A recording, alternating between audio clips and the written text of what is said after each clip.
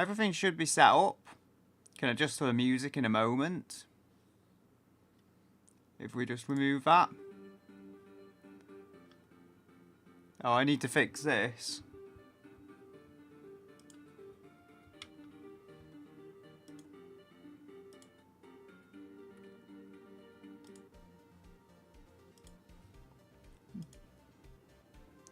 There we go. It was on the speakers. Not on the actual headphones. I think I can just adjust this a little higher, perhaps. That sounds about right. Just gotta make sure it's slightly higher than the microphone idle, so it's leveled up. We do have this anyway, so I will start seeing what body we get by spinning the wheel.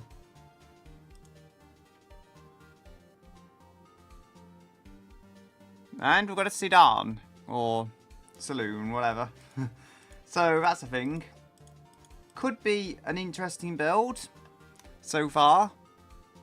Can now change the wheel. So there's an ad up there that we can probably get rid of. We can go spin this, see what size we are getting. We are getting a mid-size sedan, as it calls it, or saloon. This should be interesting. So we'll go see which ones are available for a start. This one seems like a good start. Not sure I'll keep it, but it seems like a decent starting point. I think we've had a mid-size sedan before with that BMW thing, and then it really really threw everything off by deciding to make it mid-engined. Or rear-engined, should I say. I've got to give him the wheel ideas and it's made it mid-engined. But you know what, I'll take it. Gotta make sure that we actually have a body that supports mid-engined. And I think this one does. So this is 2.73 wheelbase. I would say it fits into mid-sized. I mean, we just have to try and check everything actually fits. And then we can change the body as and per we need to. So we can go 1 to 7 on the numbers. I will just show this without the wheel. This is what we've got to work with currently. None of it is configured, but it's this body style. So we will bring that up again and spin. Got treated steel. That is heavy. I don't know how else to say it. One of the worst I could get. But we still have a chance of actually building a decent car. Which I probably shouldn't say. 4. So I think we've got 1, 2, 3. Got another space frame. Starting off, that's not too bad. Alright, I say, I probably shouldn't be saying it's not too bad. Because I know what happens when I say that near the wheel. Okay, I can run with this. So we have got mid-engined, I believe, if we check here. Yes, it did choose mid-engined. Oh no, it's got, that's the size, but it did choose mid-engined. I just can't check it right now. So we will spin this wheel, see what kind of body style we get. We're getting mid-longitudinal. Could be interesting. I think I'll have to change this body. There's just no space in the cabin. Not sure if that's visible here, but there's no body space because the engine goes up to here. So now we have 5 options for suspension. I just won't say anything.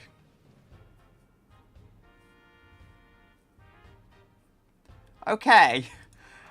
I'll take that, McPherson struts. I'll take McPherson struts.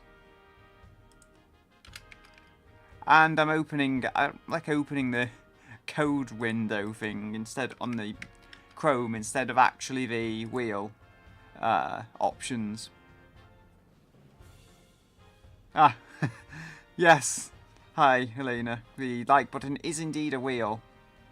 Who knows what it does when you touch it, I don't know. So, this is not being as cruel as it could have. It didn't go with leaf springs this time around on the front. That is scary. This is not a bad configuration at all. I will probably change the body though to something else. So for now I'll just stick a body on here and I'll choose later for certain what we're going to get. Random colour generator. I will need to find a random colour generator.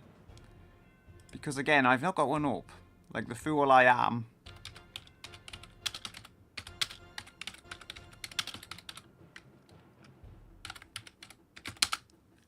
This keyboard does not like me right now. Okay. Okay, this one does a bunch of colours all at once, so might actually be more convenient. I'll just use the first two here that you can see when I click the generate button. And there is now a Teto avatar. I think I clicked it. I don't know, I'll click it again for good measure. So there we go. Did it save the colours? No, it didn't. Ah, there we go. I've generated it. We have now pink. I kept messing up, but we have colours at least that are somewhat randomised. So we get a pink vehicle, which I do like. Has to also have green on because these colour selectors, they always like making green as one of the colours. No idea why, they just like making a green option as one of the options. Green and pink, I think it could work together. I think the two are actually kind of opposites. So they should at least contrast, and we could probably get that contrast to play to our side. Watermelon, it is actually watermelon coloured. I might just call this car the watermelon, depending on how it ends up looking. Actually, I'll do that for now. Watermelon. Probably misspelled it. I think there's one L. I think there is. I can't English, but I just hide the. I did enter that for the name, but we do need to bring back the wheels. See what it gives us next. See what cruelty will ensue. Will we get front wheel drive? No, we can't get front wheel drive. Will we get rear wheel drive or all wheel drive? We get an all wheel drive of some kind. And then we'll go into all the options we have, which was 5 all-wheel drive, 4-wheel drive type options. Chance for it to be cruel, I guess, and give me 4x4. No, it hasn't. 1, 2, 3. So we've got on-demand 4x all-wheel drive. That's interesting because I believe, if I am reading that correctly, that means it's rear-wheel drive until until it detects slip, and then it goes to all-wheel drive. So that's a pretty interesting drive line for this kind of car. We'll go manual. Wait, new project? Yeah, manual. Go on, make me a new project. We'll go see. We've got 4 options, so we'll change the wheel to that. We've got 3. And let's hope it isn't cruel, I guess. We've got a V90. This could get interesting quick. So, another 4 options. This is probably one of the more interesting parts, just seeing what kind of engine it gives you. And it loves V10s. In this particular case, I can't complain too much, because it's generally been kind. Could have been a lot crueler than it was. 5, 6, 7 options. And we are getting magnesium. So far, it's looking like quite a high-end engine. Don't know what the displacement will be, and I don't know what this car will fit. Yeah, I hope it isn't 1. The wheel does love 1. And we're getting, honestly, in this particular case, it's chosen number 2, where a number 1 would probably be better. Because I believe push rod is actually better than direct acting overhead cam, so it's used 2 where you don't really want it to use 2. Now, it's probably going to go with a 1 now, isn't it? I saw it coming. This isn't the end of the world, but Iron Eco isn't particularly good for the header. So, it's something to work around. a size. We need to decide the size. I see, this looks like it can fit quite a big engine in this car at least. We can go absolutely gargantuan and it'll fit.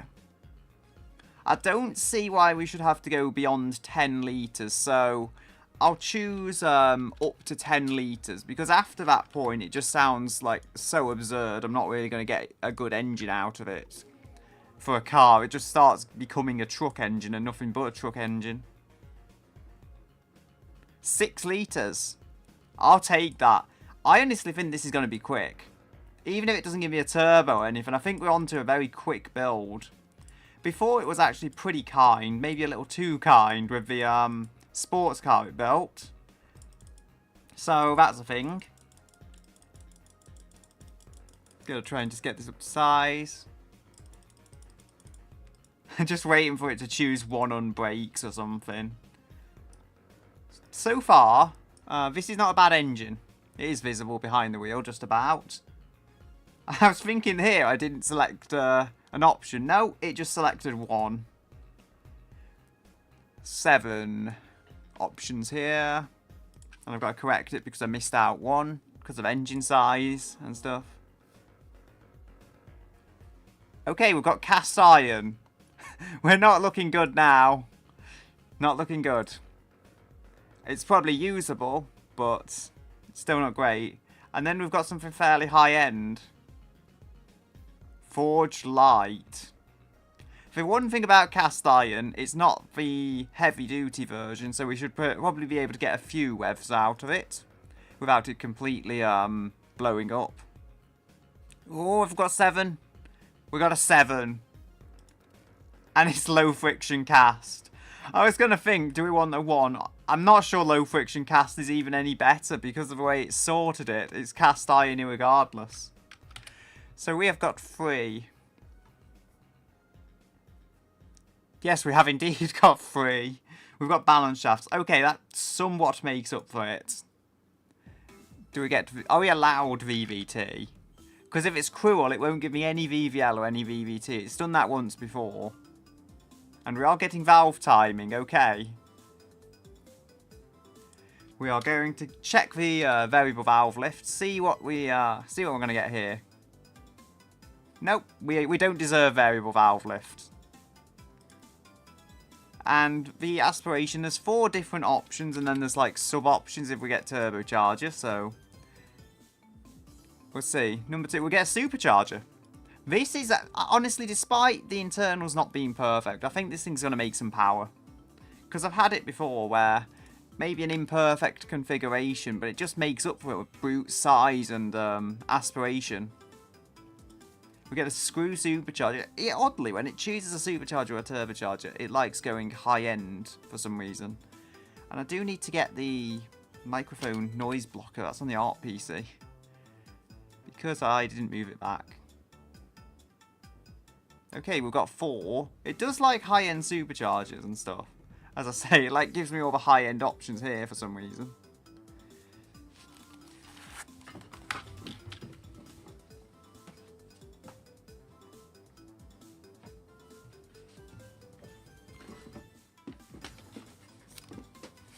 I have now got the wind noise cover.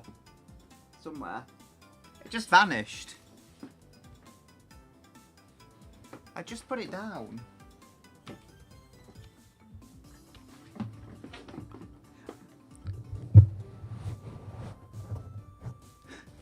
There we go.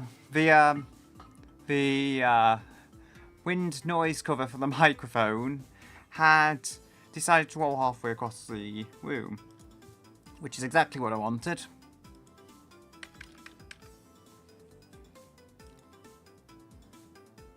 Are we going to get injection? No, we're going to get a carburetor. It's back to carburation. I don't know. Back to carbureted engines, like it did love doing this before. Now watch it give me a single barrel carb or something really low end. We've got 4. It actually seems to like DCOE carburetors. I don't know why, but there's been a number of times it's actually selected DCOE. probably like 3 or 4 times, it selected DCOE as the option. No idea why. It just likes DCOE carburetors in some regard. At least DCOE carburetors are pretty good in the grand scheme of things. They do push air through the engine, and we get 4 of them.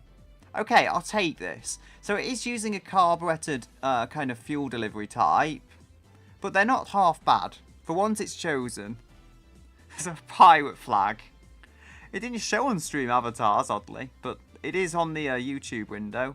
Even a little small. I could probably actually zoom in on this, so it's showing. Yeah, that's much better. Can make the chat window bigger just by using control and scroll. So we've got 6 options. Let's see which fuel it chose. I think it was offline I was doing one and it chose LPG, which was the first time. That car came out quite well. And we have got leaded fuel. Oh dear. That is awful for the environment. They moved away from leaded fuel in something like the 50s or 60s. So, quite a while ago they decided, hey, maybe we shouldn't be putting lead in the fuel. Maybe it's not good for the environment. But we have to use leaded fuel. And I got confused with the 2 menus, but there is still 3 options. We've got regular leaded gasoline. Is that like a speedometer? Performance mid. Honestly, the low end option here isn't actually that bad. It chose 1 3 times in a row here. That's what I say about the wheel loving the number 1. Like 3 times in a row. That's crazy. Now we've got 6 options. Please do not choose 1 again. I'm kind of getting tired of you choosing 1 at the moment. It got close. It chose a 2. And cast low is not that good, sorry, to be honest. Imagine if I now have 2 options and it's going to choose 1 both times. I spoke too soon. Oh dear. We've got another 1. Who saw that coming? And we've finally got a 2. So it's just selected loads of 1s and 2s. That is a way to do things. We've got no catalytic converter because it's leaded fuel. And who cares about the environment? So we don't need any kind of one of these to reduce emissions. It's just going to pollute the air loads. The environmental charities hate me. Yeah, one, and 1. Or 3 different ones. That's 2. So we've got a muffler. It could be a lot noisier than it is. The other one was actually surprisingly quiet because that only had like 1 decent muffler and it actually did quieter than the car, which I found interesting. It was a lot quieter than I expected. So we're making 313 horsepower without really tweaking this. This is looking good. So we are capable of making some power despite everything being a little imperfect, let's say. So I'll just lower that to a point the engine actually works and doesn't blow up. This is going to be improved a lot. Like I could maybe make 400 horsepower if I'm lucky. The other made 380, so it will be interesting to see how this compares. Granted, the other one was actually on unleaded fuel. The environment hates this engine. So it's probably going to have the absolute worst fuel economy. I say it's going to have the worst fuel economy. If I just look, does it say what kind of fuel economy it's doing? It doesn't say. It's like the other one, I remember, did 6.7 miles per gallon. It was like a joke how bad it was for fuel efficiency. And I think it got even worse when I tuned that engine. That was not efficient at all. Yeah, as for a comparison, many normal road cars will do over 30 miles per gallon. We get a manual. Honestly, it's comical why it's choosing 1 so much, but a manual could be pretty good. A manual could be pretty good. I mean, my car has a manual, and I think it's pretty good. 4. Okay, I think this is okay. So option 4. 1, 2, 3, 4. A 5-speed manual. I'm not going to hate that. It's not giving me a 2-speed or something. It's not the most gears, but it's definitely usable with a good engine, which I think we've got. So we've got 7.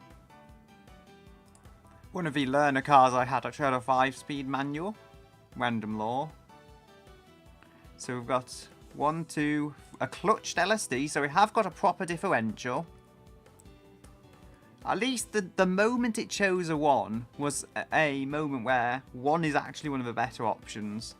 So power split is 50-50 it seems. It seems locked at that. But I don't know why it's doing that. I think even if it's only all-wheel drive when it detects slip, it would still be something other than 50% symmetrical all-wheel drive. I don't know. Now, I'm just not going to say anything with the tyres. I'm not going to say anything. You've chosen cross-ply. Of course you've chosen cross-ply. So we get our same old 1960s tyres.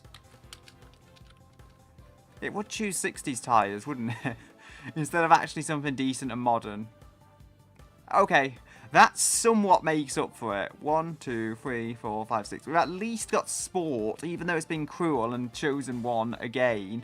It's choosing 1 a lot with this car. Honestly, I've got fortunate that it's not as bad as it could be with its love for 1.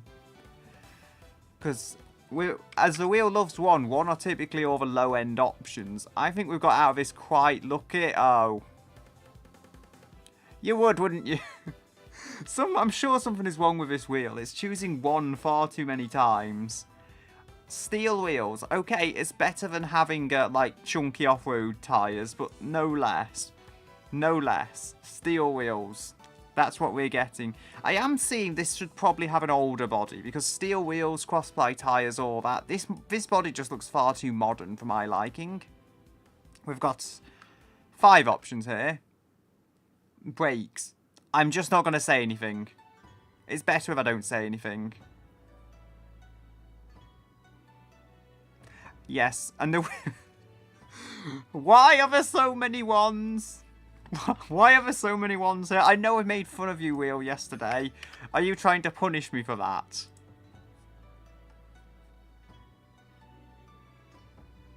Solid discs. Honestly, at least the brakes are consistently pretty bad. You know, at least it's not giving me carbon ceramics on the back or something. So we can try and make them massive. I don't know what the tyre widths are, actually. So how wide? We can go 245. I think even being cross-ply, I think we're going to get decent width for what this car is. We did before, and that was on cross-ply. I think it was on medium cross-ply. So this could potentially be quicker, despite everything. Because it does still have the tyre advantage. As small as that advantage may be. So what's our third option? 1, 2, 3. 3-piston solid discs. That's better than I would like. But at this point, as I say, I'll just tell you it's not got carbon ceramics. So of these 7 options here, are we going to get something half decent? None. Look, I can't be the only one seeing this. How many of the number 1 it is choosing? Like, I can't be the only one that sees this. So we're not going to have any rear seats because it's mid-engine. So even if it says that's appropriate, I don't think you're going to realistically seat... what's it? I think you can get 2-door sedans. They're just not as common. So I think I'm going to have to find a 2-door because it's mid-engine. A 4-door just doesn't make sense. You've got doors going to literally nothing but an engine. So we're going to go 4, 5, 6, 7. Probably already had all those entered, but I just threw it all away for some reason. Oh, and we're getting a race interior. I can feel some vibes here. I'm going to change the body now because... So we want a mid-size. This looks like 2.8 would, I'd say, fall into mid-size. It's a little on the larger side, but I would say it falls into that kind of size bracket. And we have these 2 bodies. That's listed as a coupe. We don't want a coupe, but the sedan is a 4-door. It did say sedan, so if the only sedans are 4-door cars, then we cannot go with a 2-door. Like, if that's how it works... So, what have we got in terms of overall size? Does this fit? No, the engine doesn't fit. So we're going to have to find a body that fits this engine. Or very almost fits this engine is an alternative. So I have got everything selected that I need. That's a little on the smaller side. There's this BMW body I used before, but I don't want to use that same one. Is this actually... That looks like a 2CV. But I was going to say, is that actually classified as it? 2.62. Ooh, this one seems interesting. So 2.68. We also have 2.69, which is a nice number. This falls into the right size bracket, so if this fits the engine, I would not hate it. It does not fit the engine, as you can probably see. The first one I had, it actually fit the engine really easily, so I'm surprised these ones are struggling so much. So we've got 2.73. Let's see what this one is. There was a Citroen, but it was kind of a small car. Fell into a small category, I'd say. And we have a H van. That's not a saloon. That is not really what we wanted. So 2.6 is maybe mid-size. I don't know. I feel like I want around about 2.7. It's been kind of cruel now at getting this to work. There's a limited number of options as to what I can actually go with. 2.68. This seems like it fits about right. And this is a two-door, so does this fit the engine? No. How close is it to fitting the engine? I believe more modern bodies are wider, typically, than the older ones, so I might have to just go with something that's perhaps more modern and looks good. I will try the BMW body again, although I don't want to repeat using the same body. If this is what works, then this will have to be what I use. Okay, so this engine fits it. It seems that body is very good for engine fitment. We have, I think 2.6, this might be like just barely large enough to count as a mid-size. And we don't want the pickup truck. How would this fit the engine or not fit the engine? You never know with these bodies. Sometimes they fit the engine really well, and then sometimes you get this and it just doesn't like fitting at all. I can probably get rid of a wheel. Yeah, so there we go. It just doesn't fit. I think this counts as one, even though it's definitely an older body. If this fits the engine, let's try this one. I'd say to the larger side, but ooh. It's come up with a completely different looking body. It doesn't list it as a coupe, and I'm going to hang on to that hope. This is very American looking, so perhaps we're onto something. Nope, it doesn't fit the engine. None of these bodies like fitting the engine. There was the first one I had which kind of did. Is this going to... I'll click on this in case it's like showing something completely different. No, it isn't. Because it's like a supercar. I was going to say, if that said supercar, then it turned out to just be a very normal car. Okay, we're going with the modern bodies. Because I don't have much hope elsewise. No, I mean... I'm trying here.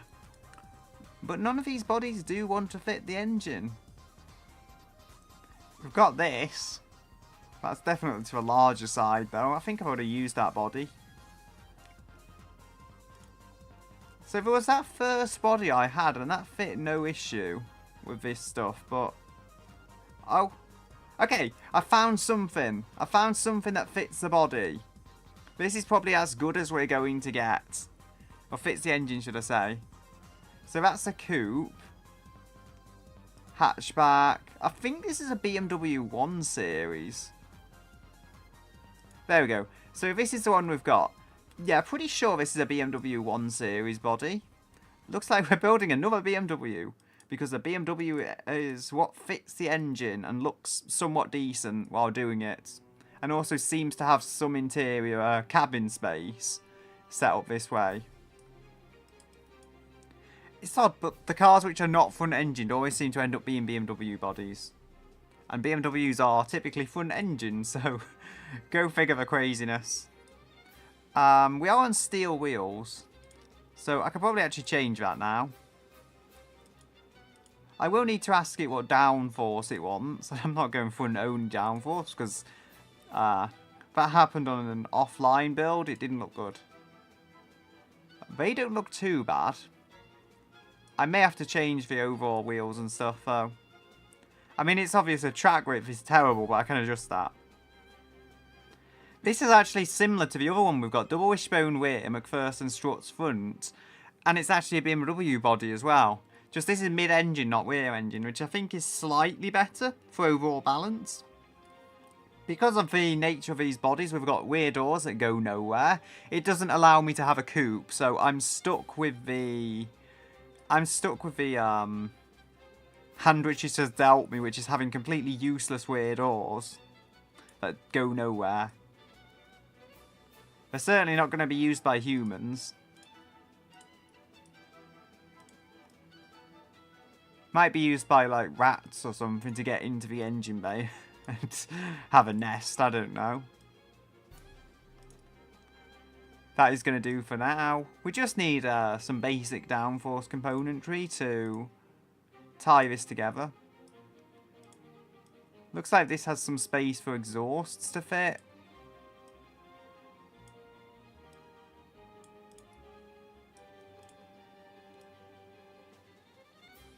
I think that will do okay when resized, yep. Probably don't want it to be carbon fibre, sorry. I probably want it to be, let's make it green. I feel like this could look gloriously insane if I just give it green accents. Granted, I'll probably have to make them a little less shiny. There's all like weird slicing going on there with the body. Maybe I'll have to try and fix that. Gonna make the world's fastest watermelon here.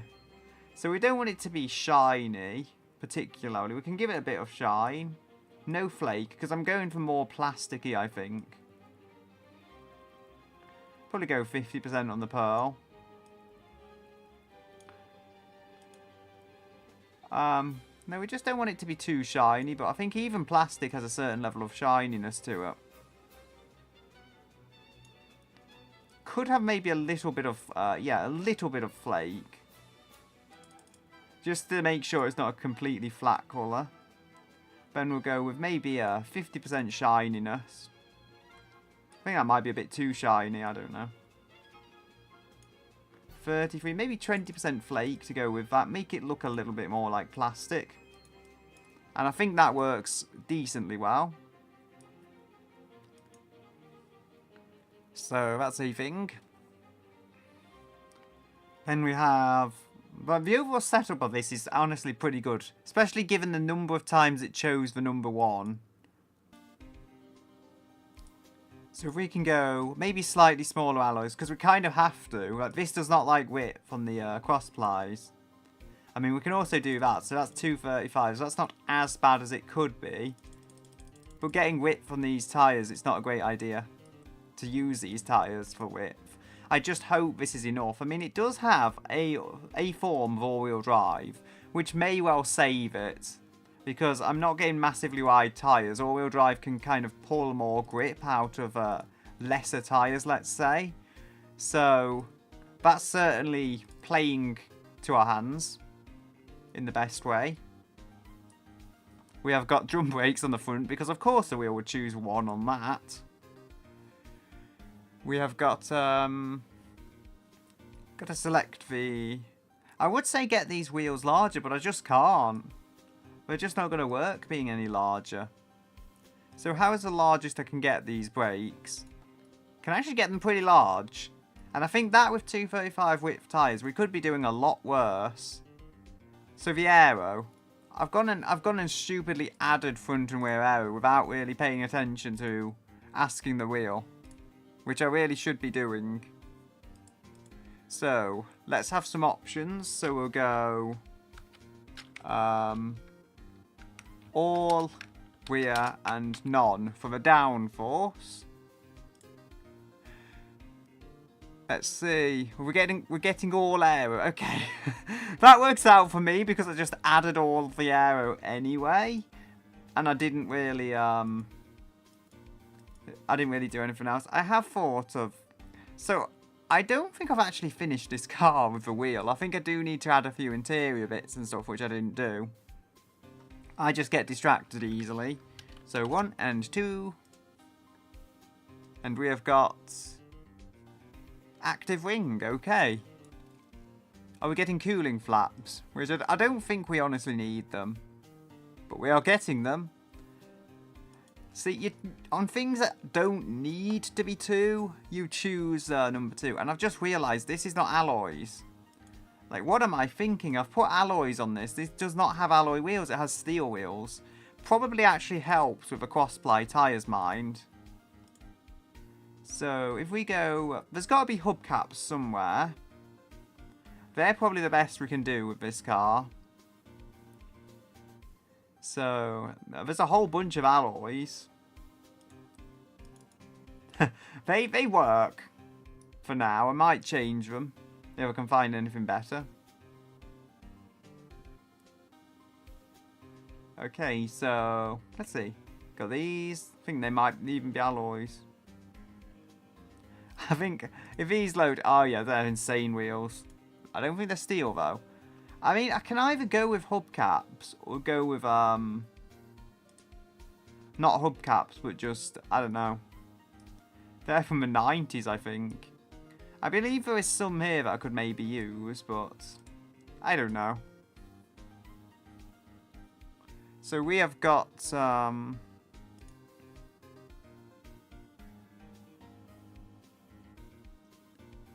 we've got all these wheels, but none of them are really suitable. Ah, here, hubcap pack. I found it. I need something that just looks decent, I think, on a modern car. Like, they look okay. They're not the best, but they do suit the car. There's also these, but I think these are the most fitting ones I have. As I say, the wheel chose hubcaps, and I have to obey the wheel. I can't just go against the wheel when it's chosen to have steel wheels. We won't be having rear seats because it just doesn't make any sense when the engine is in the back. There's not going to be space in reality for rear seats. There's going to be space for front seats though, and we could go with a bench seat, but I don't think bench seat's going to work. I do still think though this car might have some potential despite anything. So I'll go with, I think I'll use similar to what I used before. Because typically going before 8-track doesn't really work. I'll probably just use 8-track to whatever's modern. 1, 2, 3, 4, 5, 6. Because 8-track is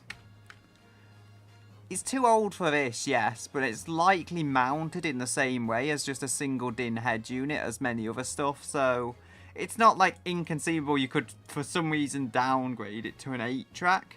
Why you would do that, I don't know. So 1, 2, 3, 4. Okay, we've got sat-nav. That actually suits it. And what else do we have? Do we have premium or luxury sat-nav?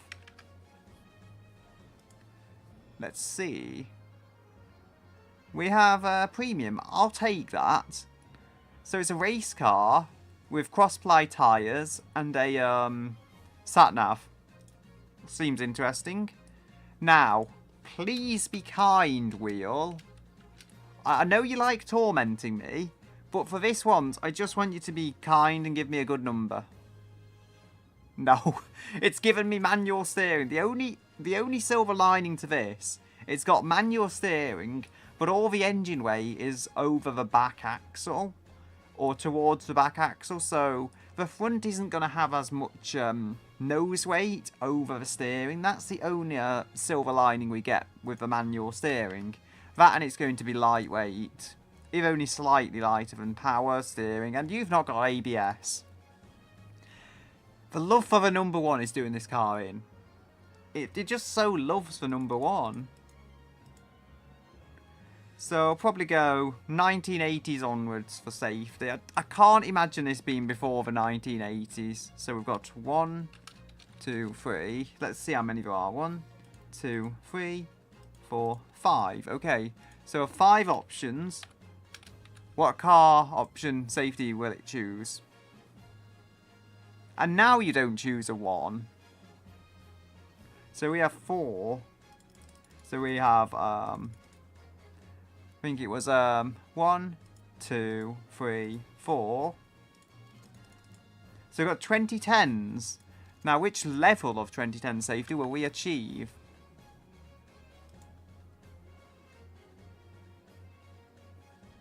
We have got advanced We've got advanced safety from the 2010s. It seems in some ways it's a BMW 1 Series, and in some ways it's just, who knows what. But there is another advantage. At least early on, the wheel didn't fall into its whole one trap. So we've got struts front and double wishbone rear. We have got good suspension here. If not the greatest suspension that ever graced a car, the stuff is just good independent suspension. And that's going to help us to no end, I feel. In terms of making this car kind of compete with the other randomised vehicles, for lack of a better term. And we've got active suspension. Active suspension and steel wheels is not really a matchup that you would know of, but it works. And we have got twin tube dampers, which are not high end, and then we've got passive sway bars. Dampers are low end. I think this thing is still going to handle. Like, I don't think it's going to be a complete joke of a car for how it handles. We've already built the complete joke of a car. This is supposed to be like iffy and kind of misdesigned, but still somewhat decent. We do have full downforce, so that is a thing. But we have also got the full downforce on just something without an undertray, so I don't know if it's actually going to make any downforce because of that. It's 69.9 kilos of lift. I think we do want probably a little more lift on the front, if that makes sense. And a little less on the rear, just because that's more likely to be controllable. And I do have the downforce to control that much about the car. I don't want it to have like loads of lift on the front for no good reason, but I do want it to make a little more on the front, because that tends to lean a bit more towards the overall stability side of things than the oversteery crazy side of things. So we've got that. 46. Then 47 maybe. I think that'll be about right. Yeah, so it's making slightly more lift on the front than it is on the rear, which is just generally better for overall controllability. We do not want loads of rear lift. So this should do okay. Granted, the area isn't going to do a whole lot because there's no under tray whatsoever down there. How much does this weigh? I'm curious about that because it is made of steel, as per the wheel's demands. Is it complaining about the lack of power steering? It isn't complaining about the lack of power steering from what I can tell. So that's good. So we've got performance. Okay. Load capacity is there. We have got... How much is the car? 1636 kilos. Given the circumstances, this could have weighed a lot more. It may still have potential, despite everything, because if this thing makes power, and it doesn't weigh as much as other cars, certainly it's going to bring the fight to the front-engined all-wheel drive vehicle that was built last time. Certainly we have a base which is somewhat competitive. I've had to choose a body that would fit this engine, so I'm kind of restricted by that. I think this is going to be a sound car overall, in terms of configuration. It's not saying oversteer is as bad as I expected, to be quite honest. But we do have to tune the engine anyway, and if that changes for weight and stuff, who knows? Overhead cam has the one advantage, it's not going to be as ridiculous for width. I can, because the bodies are interesting, because they go from being definitely just too, they go from being too much space to too little space. Thankfully, this car leans towards the former. So just check, is this actually correct size? Because I don't want something that's too large. I think it's 2.6. So we are good here. Maybe I went with 2.7. I don't know. Does it say the wheelbase? It should. Because I just want to check. Brakes are actually pretty good. So I can tweak the brakes some more. But in the grand scheme of things, it is slowing. I like to see that. We've got 0 to 100 kilometers. I think that's 0 to 62. 5.26. This is interesting because if we look at this, I can tweak the gearing. The other one was doing 5.0 seconds 0 to 62. So that was the last sports car we built. So perhaps a wheel is going to compete with a wheel quite well. Although I do like that front wheel drive kind of enlarged Mitsubishi GTO for lack of a better comparison. But this car could be quite good. It's making less top speed now, but we are going to tweak the engine. And I think this with the supercharger can make more power. That's the one advantage this has. The other was naturally aspirated, so it didn't have any superchargers to assist it. This is also a litre larger and has more cylinders. So I feel like this engine, even on leaded fuel, and making the environmentalists hate it, it's probably going to be faster in the grand scheme of things. We're certainly making torque.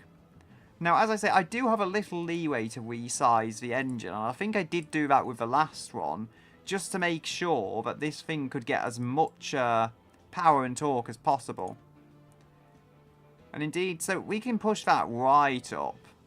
We can't push it up to the fullest extent because we have got the all-wheel drive powertrain. We've not got rear-wheel drive, so we're going to have to just do that. I think there is still a massive bias to bore here, and enough that we should be able to work around the engine's kind of tricky limits, let's say.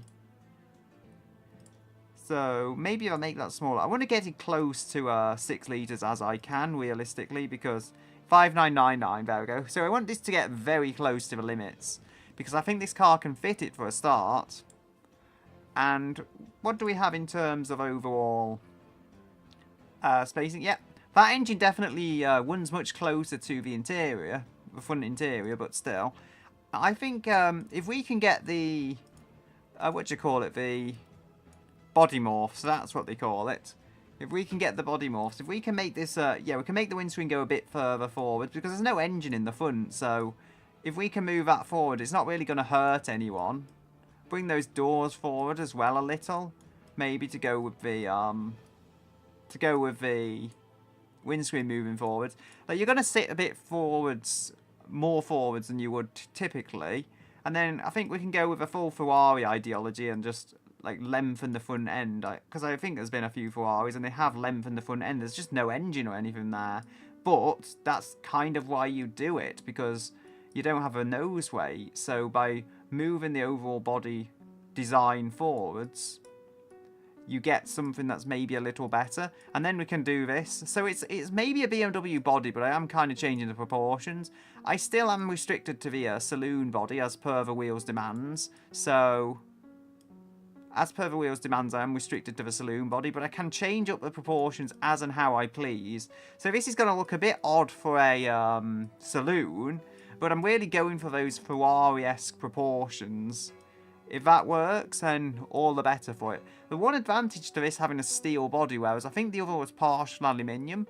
Steel is stiff. Like, steel is a big, strong metal. So it's not exactly going to bend and twist as much as other stuff, as is the space frame as well. Generally, both of them are very stiff, so this thing should really hold together around a corner because of that, at least if we can pull the grip from the tyres. And it is still lighter than the other car we built last week, probably because it's a smaller body above all else, but it would be very interesting to see how this compares. We're making 224 horsepower apparently. I think that's just because I changed the dimensions so heavily. But it does fit the engine, if only just. And then we can see how that works. Okay, so it likes quite low compression by the looks of it. Maybe not the most lowest compressions ever, but lowering it helps. I can change the dimensions, but as you'll see, this thing will now rev to 9,000 RPM, even with its difficulties, and make a lot of torque as well. The massive bias for the bore, within the same constraints the wheel has chosen, are allowing this engine to really come alive, I think, on the high end. There we go. And we can change this RPM limit. We do not have a VVL, but I don't think we'll need it. I think we can get by without it. As I say, the limits are extremely high in general for what this car is. I don't know why it's making less power, though. It was making like 313 or so when I first built it. It should be making something closer to that. All I can do is tune it in case like I'm missing something obvious.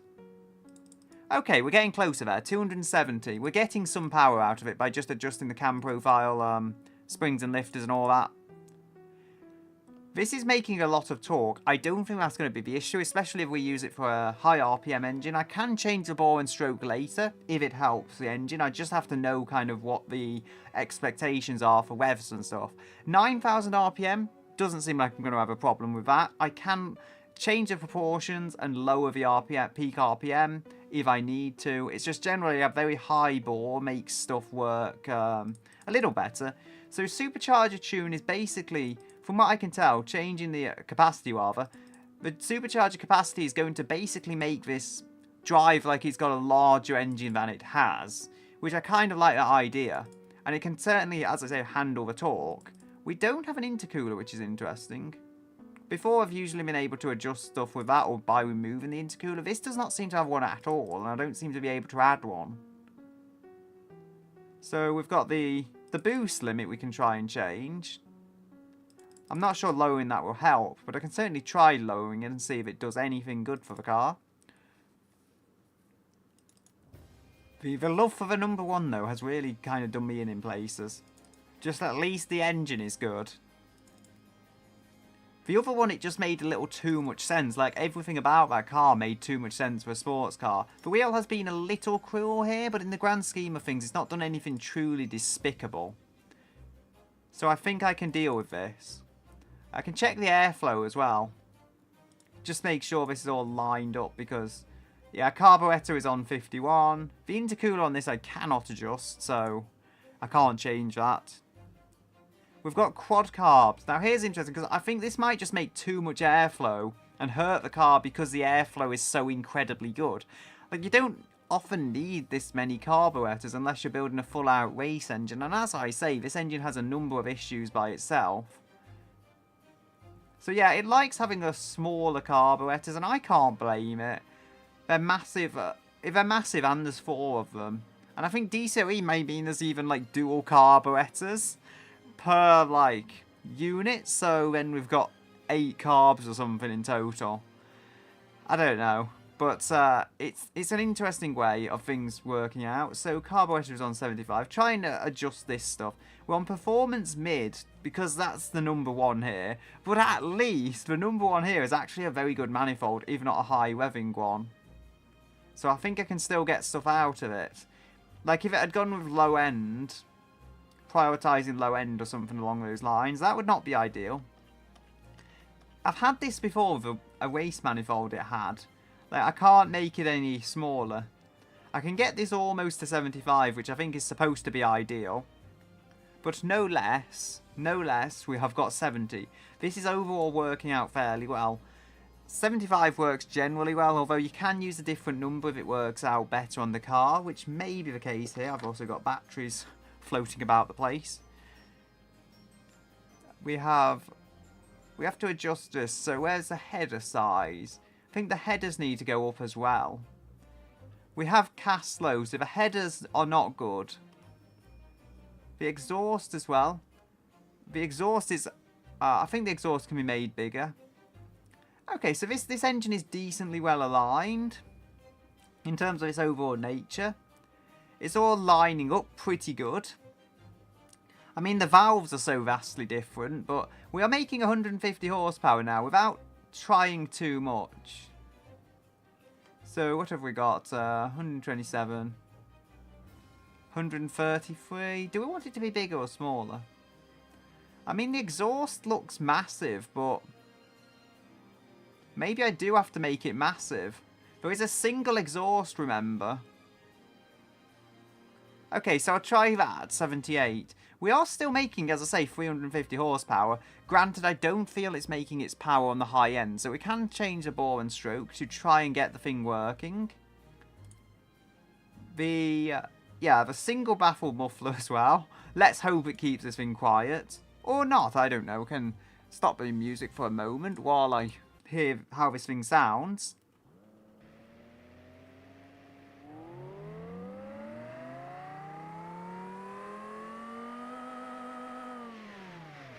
Okay, I'm generally pretty pleased with that. This could sound a lot worse. The wires. Wait, I'll check that. Sailor Mars wires. There isn't many wires here. But no less. We have an engine. I mean, it's making power. I do have to play around with it a lot. And there is an orange face, I guess. Angry orange face. It's not the annoying orange, it's the angry orange. So we have... Yes, change the compression and get more power out of it. The other... the last engine built on stream, that was making 380 horsepower. So being on 357 now, this is looking promising. Granted, its number of 1 earlier, its love of the number 1 earlier was really messing with me a little. So we've got... The torque will go down, I think, when we adjust this. As long as it's not going down too much. We can make this smaller, maybe. I think if we make that 5 litres, because I do want it to be biased to bore, but I don't want it to be at the absolute extreme end, like it was. That was just what I was doing to make high RPM and the torque actually survive. Yeah. I don't know what I want to be called, honestly. There's a core people have used before on this channel. Because Core 2 Duo, I don't know. There is also Gaikun, which I actually have that on the Discord rules. I put it on there, Gaikun is the best person in the server. Like, everyone has to remember that, because it's in the rules. So we've got, yeah, this engine is doing well. I mean, I'd lie if I said despite everything this was a terrible engine. It's just generally doing a good job. Oh, all of its torque. Torque that explodes the engine, by the looks of it. This is making more power than the other car now, and it's lighter. As I say, despite everything, it's got steel wheels. I think I'm going to make this look stupid soon, because... Well, not stupid. Maybe I'll make it look good. I don't know. See how things work out. It's going to be a watermelon mobile, that's for sure. So we've got front brake flush, all that stuff. The engine, I think, is fine. But we do have valves, so you need to... The number 29 here, that kind of needs to be bought to match the rest of it, somewhat. So we don't want the valves to be too high. But... Yes, this is actually really helping it. Over 400 horses. Yes, power. Power is what we need. So lowering the valves is helping make power. And it's also lining the whole engine up so it doesn't seem so ridiculous. The carburetor is, I think, making too much airflow or something like that because it's on almost 100. The numbers just need to line up, really. And the headers are also now too high. Wait, I mean, I think I've lowered the valves too much. I don't know, maybe if I make the other numbers lower as well, maybe that would actually work, so... The power of cheese. Well, you could say I'm cheesing the engine together. It's not the normal way to build an engine, so that's a thing. It is powerful, though. I mean, honestly, if it gives me, like, yellow and black or something for colours, I'm going to build the Cheesemobile. Without a doubt. It hasn't drawn those colours yet, but we are building a watermelon, so we're getting there. All that torque, like, that's going to move, even being a slightly heavier car, because the torque is basically how it moves the weight, and the power is how it moves on the high end at high speed and stuff. So I think we're going to go with a very quick car here. I think they also both have a 5-speed transmission, although this is a manual, that's an automatic on the other one. So, we've got to sort this out. Can we go increase the boost limit? No, it doesn't do anything good. I don't know, does it? Ah, that's the brakes it's complaining about. Nothing to do with the supercharger. It would complain about the brakes. It gave me drum brakes on the front. It chose the number 1 again. That's, of course, what it's going to do. So, carburetor. Do we want this to be larger or smaller? Like, if we're trying to make this closer match of valves, I think I could try push it to about 60% on the airflow. Which I don't think is usually ideal, but... that's how this car seems to be working out. Can lower the torque, actually, so I can raise this stroke and lower the torque a little. I can use the scroll wheel, I really need to do that more. So if we go to about 700 for torque, I think that'll still be enough. And it's going to cap off the RPM a little. Although I say that, I'm pretty sure the peak RPM has gone up from 9100 to 9300 when I made the bore lower, which is the reverse of what's supposed to happen. So we have to enlarge this.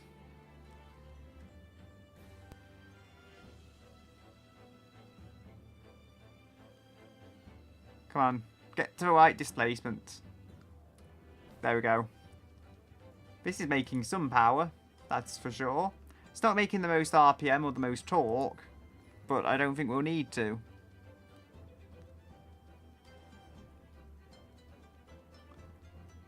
It seems there's a lot more fine-tuning in this engine than the last one. The last one, it actually kind of fell into place a little more easily.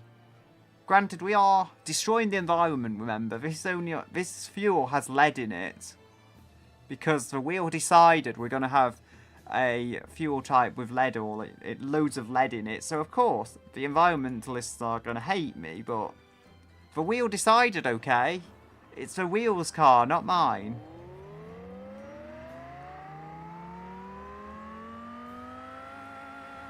I do think it sounds quite good, though. So even though it's destroying the environment, I guess we can forgive it because it sounds cool. We have the front end. I did elongate the front end because Ferrari proportions, but I'm still stuck with the saloon body because we'll choose it. Or technically sedan, as the game calls it, but I call it a saloon. Oh, I'm seeing ideas for watermelons. Because this is indeed a watermelon. Pretending to be a race car. Something along those lines. So, watermelon. Would you like to be fast? This was the day when a watermelon dreamed of being a wheel car. A wheel car. I don't know. I'm trying to say R, but wheel car works as well. The real car and the real car. So we've got, there we go. I think I might make the pink a little more sparkly. Honestly, I can't complain about the pink colour though. I really like this colour. So we have got something going on with this. There we go. Add flake, loads of shininess. Maybe add a bit of pearl. 50% pearl, is that 0.5? Probably 50%. I think this looks good now. So we've got the more plasticky green, nuclear green even, and then we've got this nice muted pink colour. They contrast quite nicely, I think.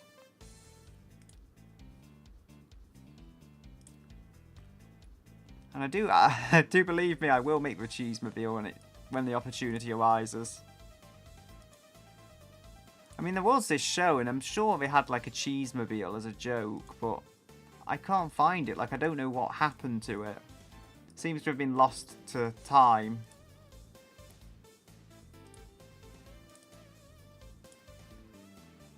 I could go with... I don't think that's going to work now. Gonna just go with green wheels. So far, we've built 2 BMWs that have kind of had steel wheels, and,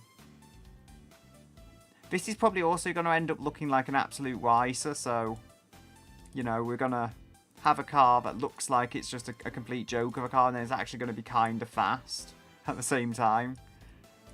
We are not loud alloy wheels. The wheel did not offer us alloys. It said you're going to have steel wheels, so there we go. We've got some ugly green hubcaps on steel wheels. I say ugly, there are probably some of the better looking ones available, but no less. So we have to get the headlights.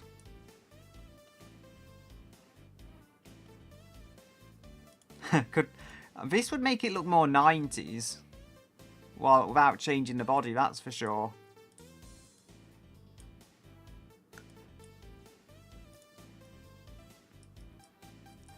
I don't think I like these though. I think this body just doesn't take to them very nicely at all.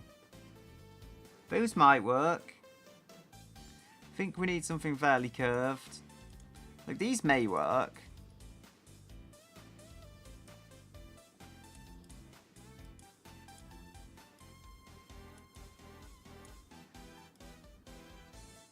The watermelon is indeed the fastest thing I've built. No, it's not.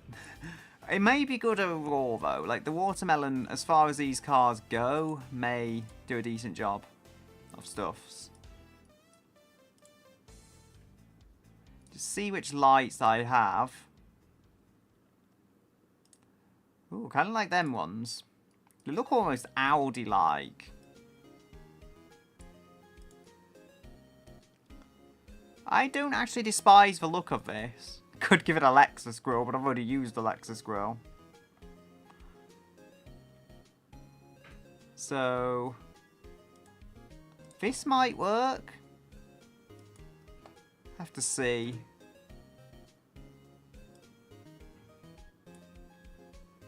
Now, this is mid-engined. I need to remember that. It's not front-engined. Because my head instinctively sees this and it goes, this is a front-engined car. But it is not. As per the demands of the wheel. It has to be mid-engined. So, go with that.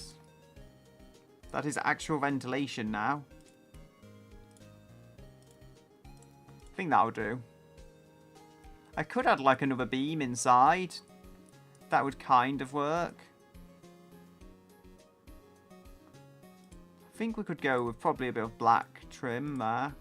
These do need to go forwards in front of the grille.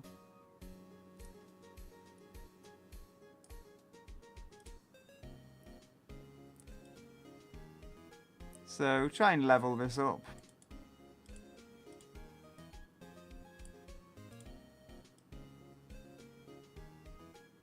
Oh dear, it's lagging. Loads of lag. Why does it lag at very specific moments? I'm just going to save it. It's putting fear into my soul and all that. So this is what we've got so far. I might have a way of incorporating the overall watermeloniness of it, so. Right, is that lined up? I hope it is, because beyond this I don't quite know. There we go. Maybe if I try changing the width.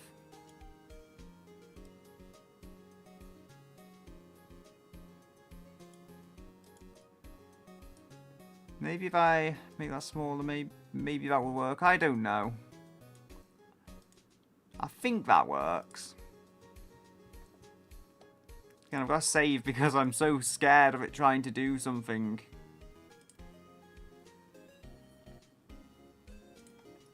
This actually looks more elegant than it could. Could have made it look terrible.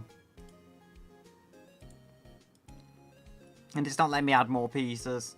So I'll have to go back to the engine and return to the design.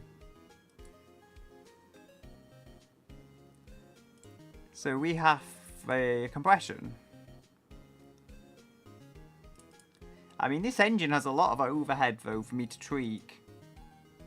So how do the valves compare? The valves are definitely at a better number than they were. Which I did suspect it was a sizing thing. So we've got how much? 700 for torque, is it? I think we could down that to about 650. But I don't want to go any smaller than that for torque. Because I do want this thing to actually survive. The pistons are surprisingly the weak point for torque. And I don't know, which were the pistons? Oh yes, the pistons were a low friction cast. They take a lot of RPM, but for torque, they are just not good at all. 666. Okay, that's a number of torque. So try that, 659. That should be okay for torque, and I can always resize this later, but I'm just currently trying to find a size that works and that makes power. 72. We are making less power, but I think it's okay. So if we look at the whole airflow, The valves are very high for airflow, so that means we can raise the cam profile. And probably get something that's actually just better in general. Because if you have to run the valves really low, it doesn't necessarily help. So 38, it's going to rev okay now. It's going to make pretty decent torque. I think this is onto something. I can also adjust the springs and lifters to a level that hopefully will get me a bit more performance. So I don't know what it's saying there though. Like, I can't see if it's messing it up or not. So we can go lower the springs and lifters, I think, is probably the best way. There we go. It's actually winning a lot of spring and lifters and not that much cam profile. Bit of an odd way to do things. Maybe it's just an overhead cam thing. That it just reacts this way. I think I'm going to try and fix the worst issues of the car elsewise from the engine, because this thing can make power. It actually makes solid torque as well. But that's why I didn't want to lower the bore too much, because I want the torque with a slightly awkward setup. We can try and adjust the what do you call it? Exhaust size. Do we want that to be larger? I think we do. Like that should do. A massive exhaust. A single massive exhaust. I mean, it is a 6-litre V10 without any bypass valve. Well, it has got bypass valve. With a single exhaust, no less. So I think we are having to deal with that. I do think it sounds pretty good, though. So that's a thing. This is quick, okay? This is very quick. This is making a lot more speed than the other one. That was doing 5.0, 0 to 60. And the top speed was somewhat similar. So this is definitely the quickest of the two. And I mean, that shouldn't surprise me. Ultimately, this car is lighter, if only slightly. And it makes more power. And it has a supercharger. So the torque maybe as well is a bit stronger. 10.7 miles per gallon from leaded fuel. The environment hates it. Granted, it's not as bad as some vehicles that the wheel has built. So I'll take that as a victory. So the brakes are suffering from severe brake fade. 41.9 there. I think maybe if we go with more racier pads. 38? Okay. There's definitely extra performance. I can just ramp up the front force. 36. Like, I can just ramp up the front force, and it's not ideal. But this is slowing. So I think that's as much brake force as I'm going to get from the front with these drum brakes. I have had to like really pressure them to actually get anything out of them though. And it maybe will reduce reliability having that much front force, but it's working, so that is a thing. 36, we can try making these larger. They're not really doing anything, but we can get rid of a chronic brake fade just by making them a little larger. So 36, let's see if we raise the pad type up. Let's see if we get any extra performance. Nope. Stuck on 36 by the looks of it.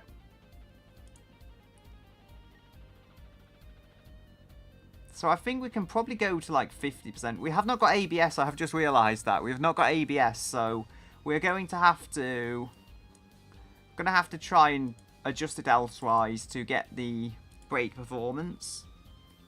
37.3.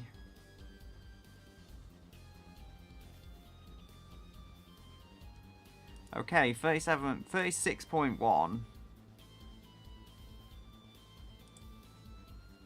36. So that's a thing we've got. Can try and adjust the brakes a little. 36.1. I don't mind too much making the rear brakes a little larger. He's going to help with the brake fade. I don't think it's complaining at all, is it? No, it's complaining about brake fade.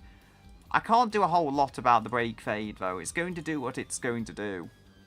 And there's drum brakes on the front, so it's bound to have a few flaws in terms of how it brakes. Although, granted, this isn't the most mismatched brake setup I've ever had to work with. So, how is it doing for downforce? I have just thought if I like lower this car, the downforce may improve. Or I say get less lifty, because it's got lift mainly. So yeah, I think that's making a bit less lift, but it's very, very low to the ground. I mean, if we're going for like a Ferrari type vehicle, having it this low is not actually going to hurt it per se. So the car tends to oversteer. We can fix the oversteer by just staggering the tyres a little, I reckon. Yeah, so now it's not saying it's got oversteer issues. And it does seem to benefit from... The drivability definitely benefits from making the front tyres smaller. So that's something. So 54.6. Just generally, there's massive drivability issues to making this better. 57.1. Could probably make these front tyres a little wider at 205 without it becoming an oversteery monster. Because by doing this, I will have some turning. I don't want to lower the front size so much it doesn't have any turning. Now, it is all-wheel drive. So, that's a thing. But it's selective all-wheel drive, so I don't know. And cross-ply tyres do seem to slide more than radials. Like, if you have a slight tyre split, it can help. So, if we can get this thing to grip, though, it will stay in rear-wheel drive mode, and it will probably not understeer as bad, so we really want that grip. We have got very good brakes in general. I can still try and improve them, but the brakes are just not bad at the slightest. So we've got 57% rear. I think it's towards the rear instead of towards the front, but I think the weight balance is better than the other car. I guess another advantage of a steel body over other types of body. Yes, it's heavy, but there is advantages. I mean, I'd say still this car looks too modern, but I tried some older bodies and they just didn't look like it didn't fit the engine. That's why I'm stuck on the BMW 1 Series body, because it falls into this kind of mid-size camp, but it also fits this engine in. And it's a big engine to fit in a slightly unconventional place, so I have been kind of limited. There's about 2 bodies, this and the first one, but the first one just didn't have enough cabin space in the front to actually make any kind of realistic sense. This one just about does. So to make sense of the whole thing, the rear dampers are hard. I think I'll set it to Sport, just for now. That'll give me a starting point. And I would say I could make the track wider.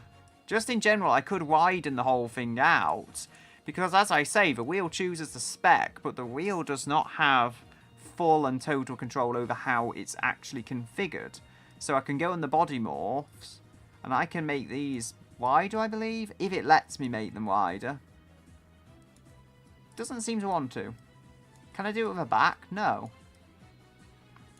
Well, that's a thing. Nope, I can change that, but I don't really want to. I can lower that, so the bodywork just generally sits lower. Can't seem to do it on the front, though. I know it. Is that widening that out? I think it might be. Ah, I found the bodywork adjuster. It was kind of hidden, but like at the front. There we go. I wondered why I couldn't make them wider. I can. I mean, this has been done in reality. It's just, I don't think it's typical that there's a mid-engine one, unless it's a silhouette race or something that just vaguely looks like a road car, but isn't. Although, granted, it has got a space frame, so that wouldn't necessarily be that far from the reality. Only the steel wheels. You wouldn't really have steel wheels on an actual silhouette racer. Okay, so I think this is going to be... I really think this is going to be the world's fastest watermelon. I don't think there has been a faster watermelon in all of human history. So we are breaking new ground here. The speed of watermelons. I would say the front tyres look like they stretch out a little more. I don't know. I'm not able to make the tyres wider because they're cross-plies, but if I can make the best use of this width, I mean, I could maybe go a little wider on the parameters here.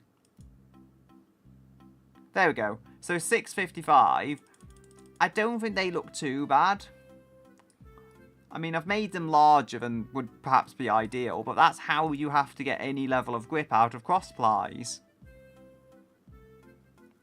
So, I think also having 245s on the rear will kind of level it out for the 205s to be doing a good job. Now, for comparison, the last vehicle I built, that had 245s on the rear and cross-ply, but medium cross-ply, not sport.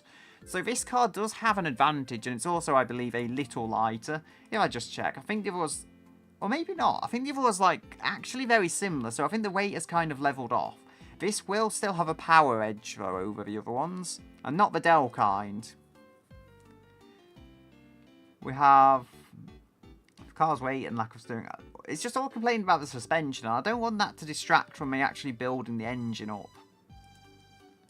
So if we go check how these are, I'm going to be generally following drivability. So I can soften up the dampers a little, because the dampers are very stiff and it doesn't look like that's affecting drivability pretty much at all. Okay, so how do we want this doing? I mean, we've got 4-corner independent suspension. The other one had, I think the other had struts front, and it had semi-trailing arm wear. So both of them are fairly similar for overall suspension layout. I would say this slightly edges it out, but then the bodywork is heavier, so you gain some, you lose some. It looks like sometimes having a softer sway bar can work. So we've got 600 there. I don't know if I could get a watermelon badge or anything. Probably not with what I've got in the game already, but the front dampers are apparently hard. I can try and adjust the suspension though. It often does tend to like softer springs, so at least in terms of drivability. We are going to have to soften the front dampers though by the looks of how things fall into place. Okay, so it's 2.6 too stiff. Do you think that's too stiff? No? Okay. We are getting somewhere. Unutilized fuel octane on the engine. Now I can actually see that warning because it's not covered with suspension warnings. So 3.6. I would say they are kind of stiff, but those dampers will probably still do the job. Unless I have to make the rear springs a lot softer, which I kind of do, because it likes that. Now, I can reduce the camber on the front and rear, and then I can adjust it later. Because I don't like this interfering with how the overall spring weights and stuff are. So 58...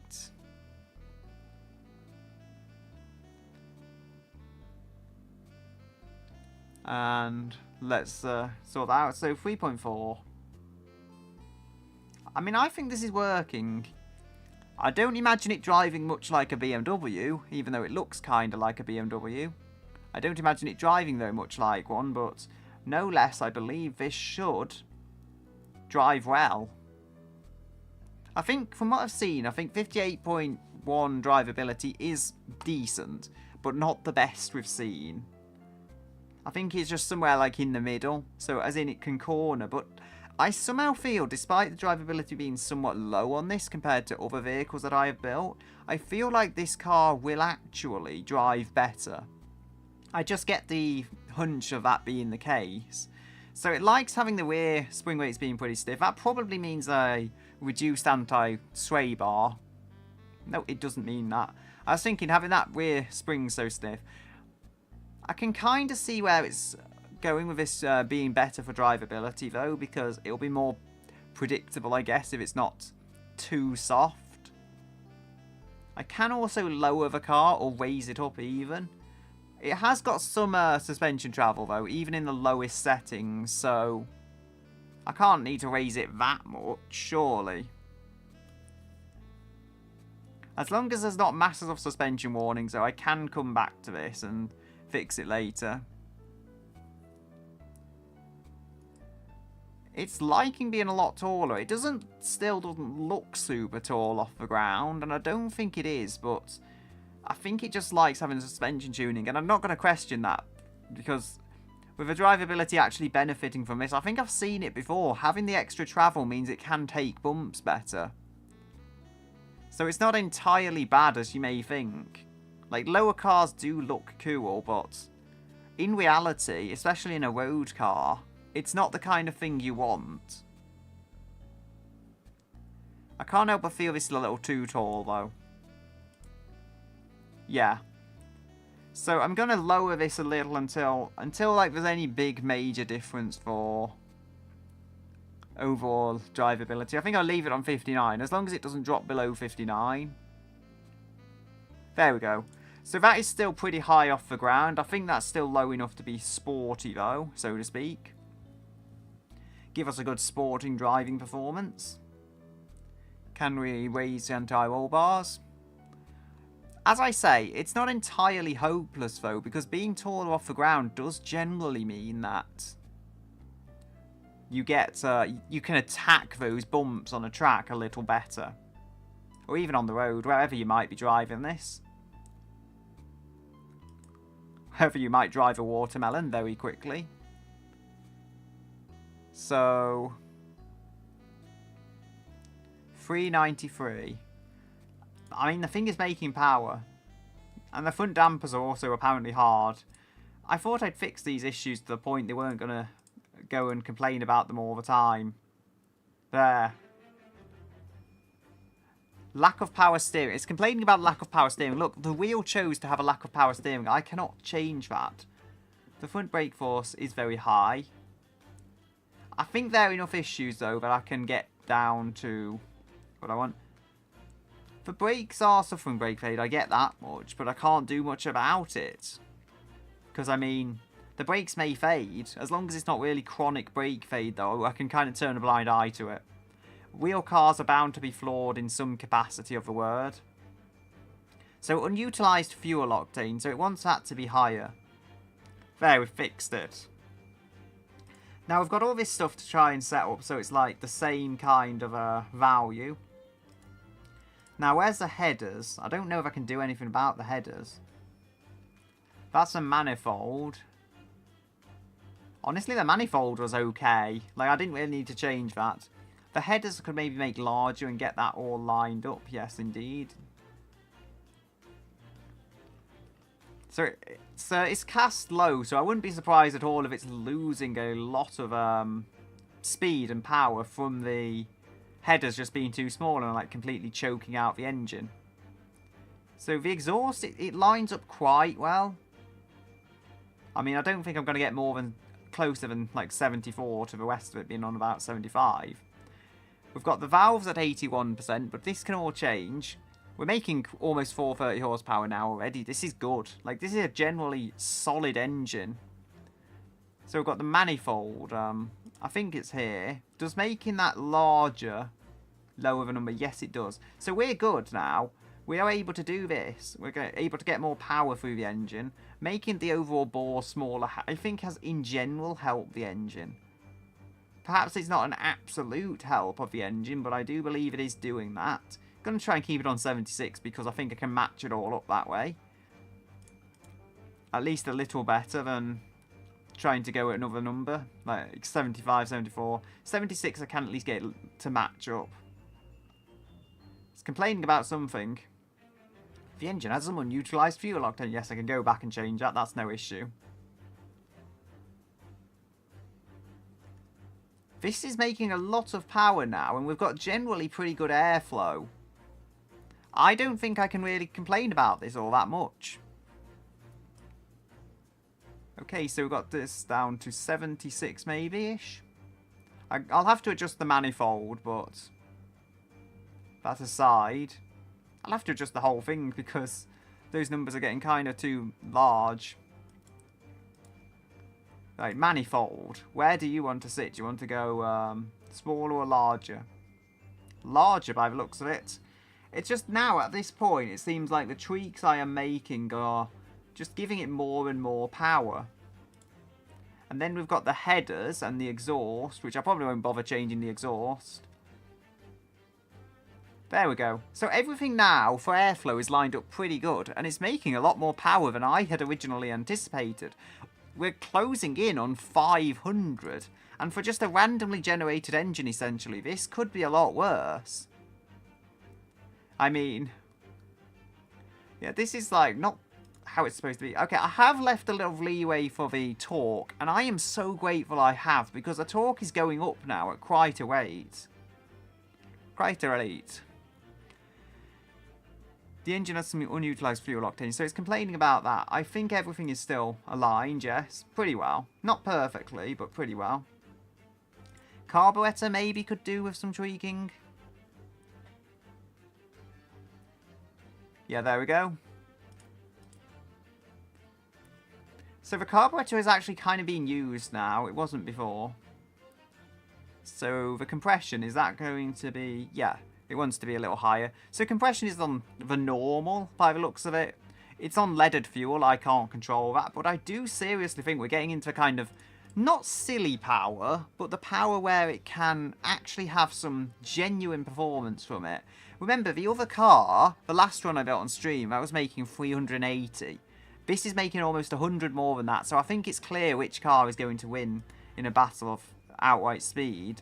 This, as things stand, I believe the weight is similar. This may be ever so slightly heavier, but there's not a lot in it. The other one was a larger vehicle, though. This is a mid-size. That was a large in terms of categoric size. So, categorically, who knows which one is actually winning.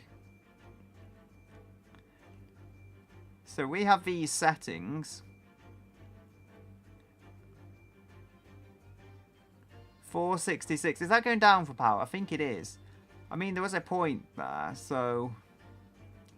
Like, we have got drum brakes on the front. We've got low-end drum brakes on the front as well. That's what makes things kind of difficult. Like, the car should be able to go at incredible speeds with this kind of power, but we have restrictions imposed upon us by the wheel, the all-knowing wheel. So we cannot question the decisions of the wheel, because the wheel never makes mistakes. The wheel always knows what it's talking about. It also loves the number one, but that's a story for another day.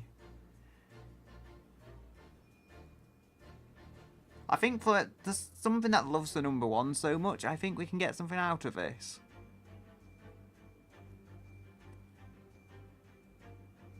$172.8. I feel like the torque actually flattens out pretty nicely, to be honest. Just in general, it is using a supercharger and it is using the engine, which I didn't expect. I didn't think I would be able to use the whole unit as well as I am. And as I say, we're almost 100 horsepower more than the other engine. So if I could raise the compression, if that would help power, which... Does it? I don't think it does. No, so we've got springs and lifters. Everything in general is, like, flowing quite well for airflow.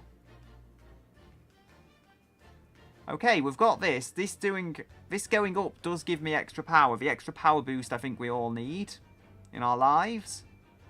And it's all high-end, yes. But it's also not hurting anything to get this power. I'm going to have to rev it higher, but it easily has that high-end RPM that I need to get this working. So if we can rev that up a little more... I mean, as I say, there's nothing I have in opposition to doing this. We are now making 10 horsepower more than the other one, just by playing with the springs and lifters setting a little. I mean, I could try making the carburetor a little smaller, just because the carburetor has kind of fallen out of line. Oh dear. Where is the carburetor? I've lost my carburetor, somehow. Or 4 of them. I've lost all 4 of my carbs. Oh no, it wants to go bigger. Well, that's a thing. I won't complain about a larger carburetor because it likely means more power. Airflow numbers are pretty good. They're not perfect necessarily, but the valves are also a little off. I feel like raising the springs and lifters, I've changed everything. Maybe not for the worst, though. Indeed, we're making almost 500. This is like making proper Japan GT 500 kinds of power. 486.5, and do we want the PSI changing? 487. So carb size is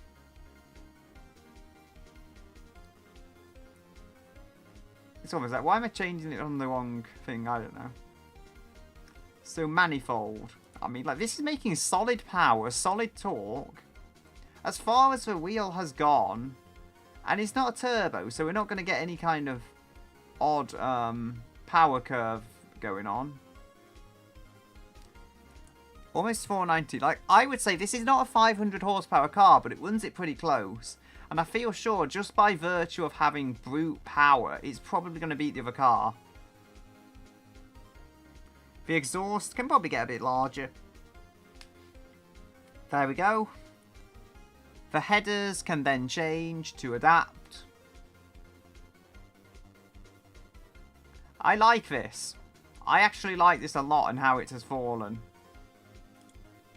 It's maybe not the most insanely overpowered vehicle ever, and I maybe need to change it. No, I don't need to change the compression. That's actually still fine. So we've got a very powerful supercharged engine. It revs pretty nicely. Not the highest revving unit in the world, but enough to make some power.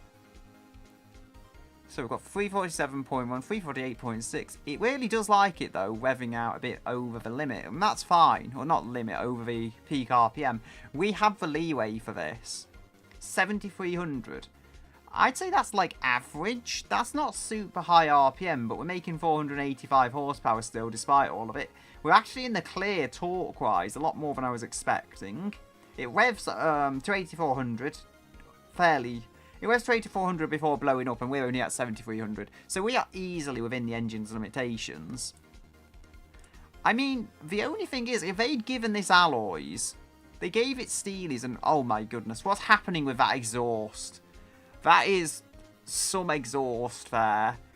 I might have to put a fake exhaust on, I don't know. Because it just looks that way. But we've only got a single exhaust, as per the wheel's demands. It's one of those weird things, though. Like, sometimes the wheel just gets... Well, not everything, but sometimes the wheel gets so much so white. And it's just by accident kind of thing. It's not like the wheel is intentionally trying to build a good car. If anything, it's trying to mess with me and completely ruin the car. But it's built a good car. Despite all of the odd engineering choices, this has built a good, quick, high-performance car. It's not slow. Although, granted, if this does actually move, because it was being very laggy before, but if it actually moves normally now, I can probably make that a little larger as the top grille. It is mid-engine, so I don't need it to have the... I don't need this to have a lot of aero ventilation and stuff on the front. Granted, I do need to do something to try and tie it together, design-wise. And I feel this kind of car is just asking for a grille. That's the issue.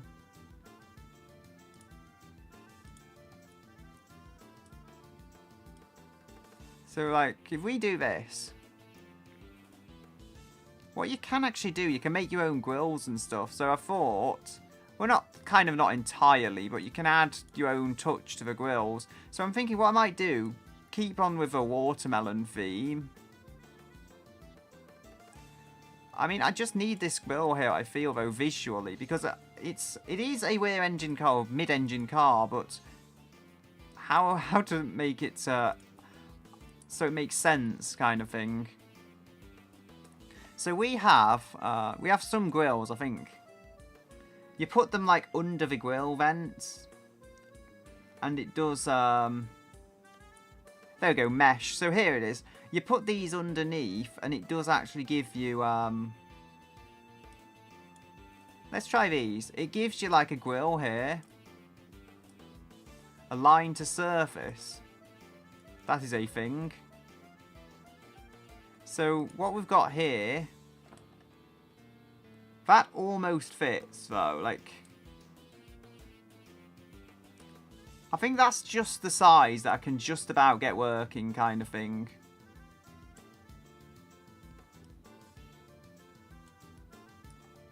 Yeah, like, I don't think anyone's really going to question that too much. Anyway, what I was saying here, you can do this and then go, we want green. I mean, is there accents or something? I don't know. Maybe there's like an inside and outside colour. Maybe it didn't change to the green. I don't know.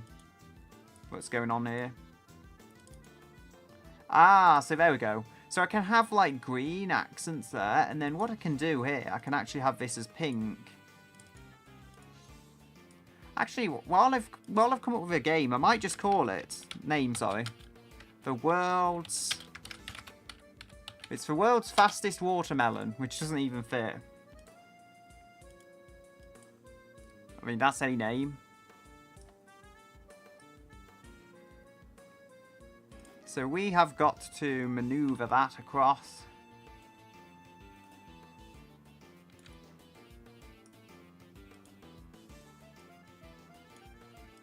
I think if I do that, like, this can be smaller just because of its positioning and stuff.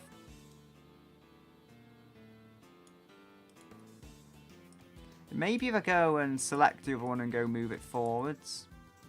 I don't know what's happening here. Do I mirror that?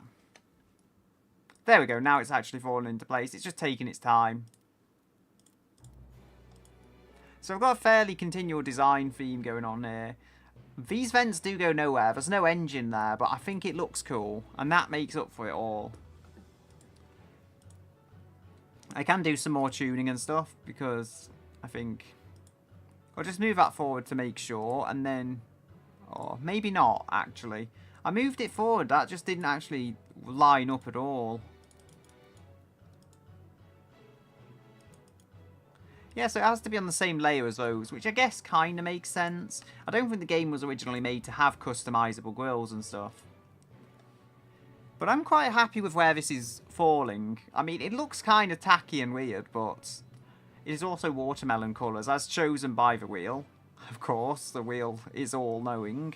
We cannot disobey what the wheel tells us to do, even when it tells us to put cross-ply tyres on and drum brakes on the front. We still have to obey it. So we've got severe brake fade. Yeah, I think it's now falling to be heavier than the other car. I'm not sure, though. Both of them are in the 1700s as things stand. This is certainly going to be quicker, though, just due to having the brute power to match the weight. Or quicker on the straight lines is probably a better way to say it.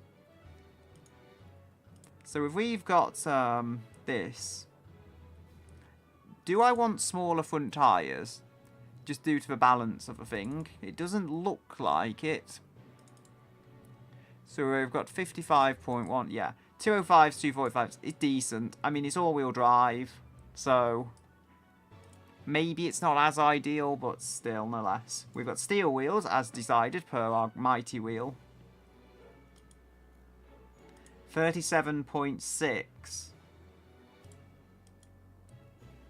And if we raise that up, 37.6. So yeah, generally 37.6. There is one thing I can try. I think the brake fade, personally, is coming from... Yeah, it's coming from the rear. Because the front are so massive, it's not even an issue. So it's complaining about the front brake force being very high. Is it complaining about brake fade? Yes, it is. I don't think I can do a whole lot about the brake fade. So we've got 37.6 apparently. I mean, either way, I think this is as good as the other one for brakes, which kind of makes sense when you factor in the weight and stuff. I guess the other one may have had better brakes. I think the other one had 2 LS drum brakes on the front, so that got a little luckier, but no less, this thing can work either way. I think I'm going to just have to adjust this until the brake fade is no longer a serious issue. It is what it is. I mean, this is the one advantage of it giving me carbon ceramics on the rear. It usually likes combining the carbon ceramics with drum brakes. That's the issue. So we've got 245. It's 235. The world's fastest watermelon, though, I think will be truly quick, despite everything playing against it. So we have the car's weight and lack of power steering is reducing drivability and comfort. I cannot add power steering. Brakes are suffering from brake fade. I can't do that much. The front brake force is very high. So 37.6. I can probably make them a little smaller, maybe? No, I don't know. Wow, so the brake fade is also a problem on the front, but I was able to just make the front brakes so gargantuan, it just about gets away with them not being like a chronic issue. So the brakes suffering from brake fade. We have... The front brake force is very high. But if I try and change that... So I think 37.6, I can try and maybe lower that number. Yeah, because I don't need that much front force on it. So 37.7... 37.6. I don't want to make the front smaller though, as I say. Wait, what's going on here? The brakes are something... Oh, I must have clicked it. I was like, wait, have the brakes magically fixed themselves? Can I make that smaller? No, I can't. So the rear brakes have to be the size they are. 37.6. We can try lowering the force. Because if we don't need that much force, then why run it that much? So we've got 66 and 108 for brake force. I mean, I could try and lower that a bit more. No, okay. So I think the brakes are set up. This is, I believe, a little heavier now. It's in the 1800s. It's got a steel body and a 6-litre V10. That stuff is not going to be light no matter how you see it. So we've got a little more lift on the back. I didn't want that. That's one thing I was trying to avoid before. Like, if we're making lift, I kind of want it to be on the front because it's more predictable than having lift on the rear. Granted, there is a suspension and everything. So if we go like 47, like I just wanted to lift more in the front than the rear, and we're not getting downforce. I have tried, we're not getting downforce. Just ain't gonna do it. So maybe 42? Is 42 gonna work?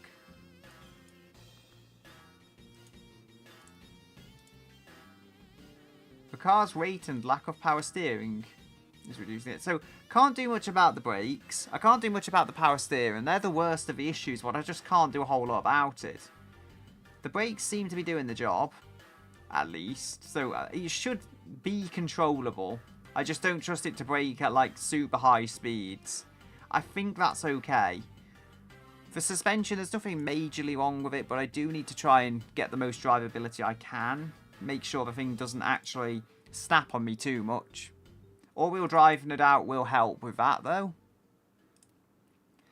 I mean, I'm seeing a very curious kind of positioning, though. This car does seem like it was made to compete with the other one.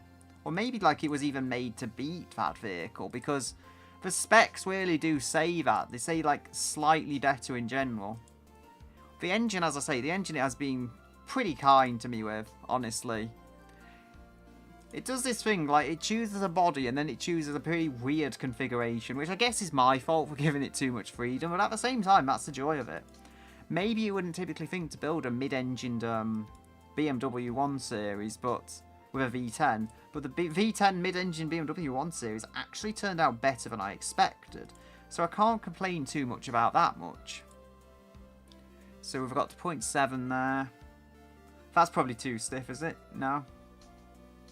No, I thought I was going to complain about the dampers if I stiffen them up like this. It doesn't actually mind. It complains now. But you just don't want too much damping because I think it messes up the overall suspension balance. But looks like we're fine. Looks like we are in the green zone for that. Partially because it's a watermelon, but partially because it's just set up decently enough. Now we can try and adjust the sway bars. Nope. I mean, it is 4-corner independent suspension, so we've probably given a little bit of a grace there with how it's able to perform and how it's what kind of attack it's able to take around the corners and stuff. It is stiff on the back than it is on the front. Again, it didn't like it being low too much. I want this car to sit fairly low, but also being like having a bit of ride height makes it attack curbs and stuff better. So we don't necessarily have to make it absurdly low. I do want to give it an actual wing though, because I want to run with a kind of touring car vibe. I mean, it's on steel wheels. There's only so much touring car vibes you can get while having steel wheels, but I feel it matches it. And also the power being almost 500 horsepower, it kind of feels like a touring car. Because touring cars do have sometimes 500 horsepower. This is about 15-20 horsepower less than that, but it gets close. So I can try the camber, see what it thinks of me adding or taking away camber. Negative camber, should I say, from the front and the rear. Because often these cars like having a little bit of camber on the back. There we go. Actually, that's surprisingly cohesive.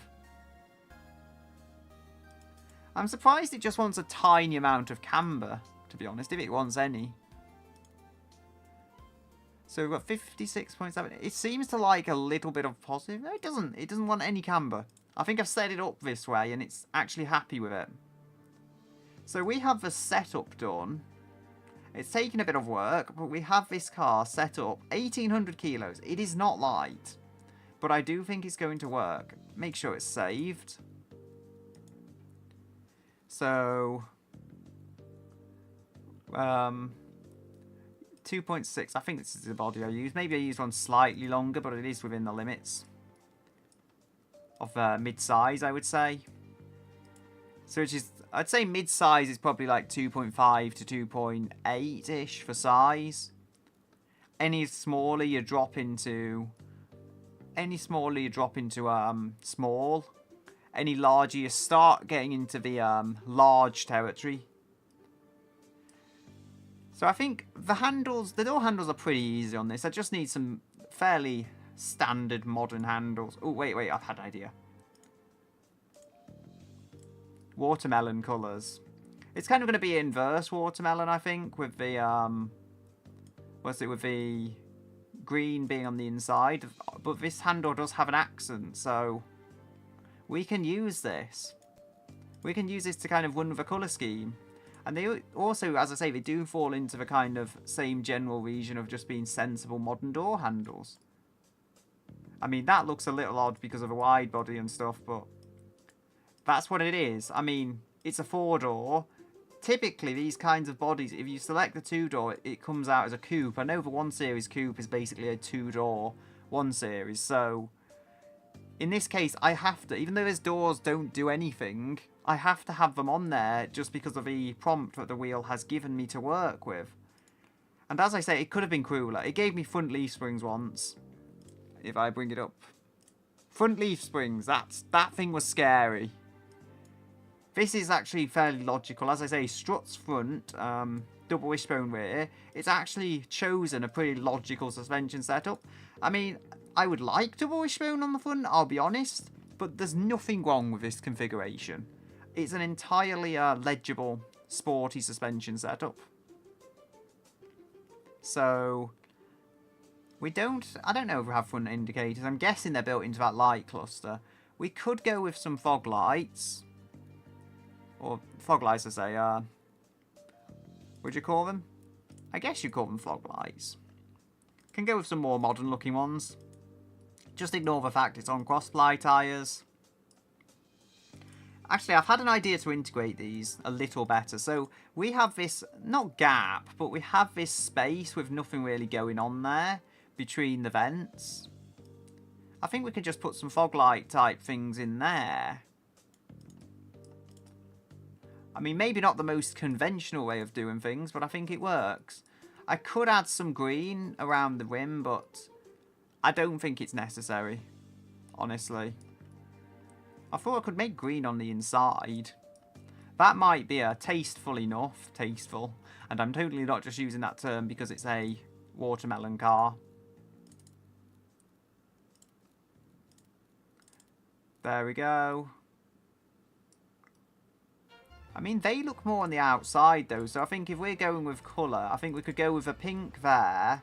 And then once we get more to the inside, it is kind of an inverse watermelon, honestly. It's not the right way around with the colour scheme, but it kind of works. And I like pink, so the pink gets to be the main colour. I don't think we need a pink roof, though. I mean, I can't really invert the colour scheme now. I'm too deep into it. And honestly, I don't think it would look as good being green as it would pink. I also configured the colours, so I configured them like this. The only way I could change it is if you can change like the whole side pillars on the roof and get them green, which I can't, really. Not easily, at least. So the roof has to match the pink of the car, I feel. I feel like, I don't know, it's a second car. You can't really add trim in the same way you can. Some you can add like plastic cladding on the side really easily. You can't so much do that with this. I mean, one thing I can do, I can make the trim, this green colour. Wait, did I make the... I think I might have made the glass green. I think I made the glass green or something.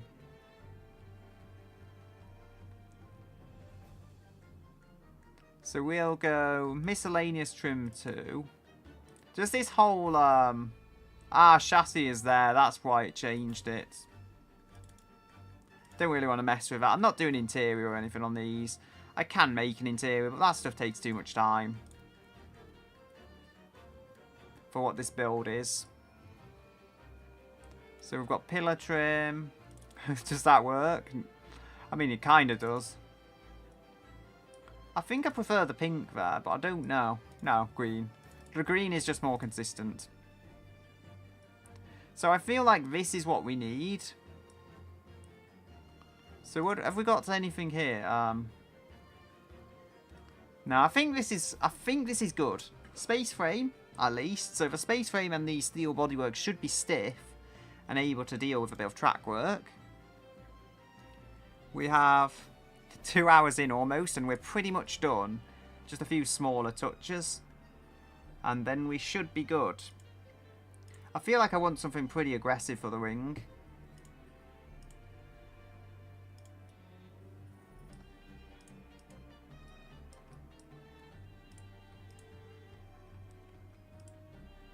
I feel like that's the right kind of curve. I mean, I get that this is a Subaru wing and not technically what you would have. I do want to run into a touring car theme, though. So I'm going to have to get a wing. Maybe the more curved one is actually... Yeah, maybe that matches a little better. I don't know.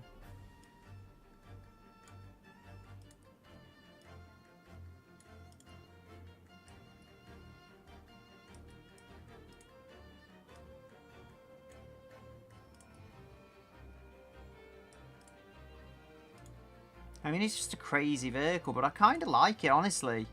The cross-ply tyres, as I say, they're not great, but the cross-ply tyres are at least working.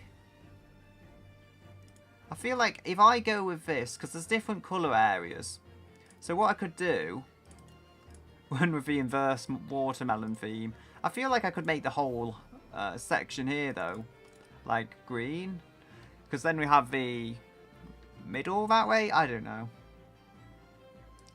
Now, I feel like it would be better if we just had the green on the middle section. Like, we're still running with the whole idea. We just got to get this working.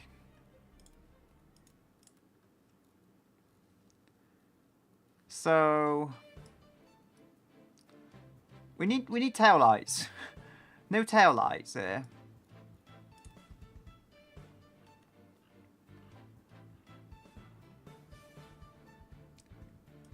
These, maybe? No, it's doing that thing again. I mean, I think I've adjusted everything, so... I have to just go off it for a moment, because typically when it's not letting you add stuff, you just have to go off the menu and then go back onto it. It's a bit hard to explain why it does that. It's fine everywhere else. I mean, it could be my setup, but I think it's done it on other PCs as well. So, I doubt that's the case. Ride height. Does it want the ride height changing? Last chance to see.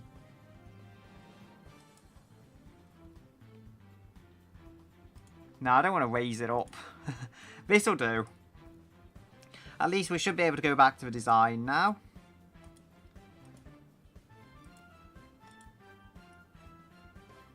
I could give it a sunroof. I honestly don't think the sunroof's going to work. The only way would be to add green, but there's already all this green on the car, so... So I don't think we're going to have to change that.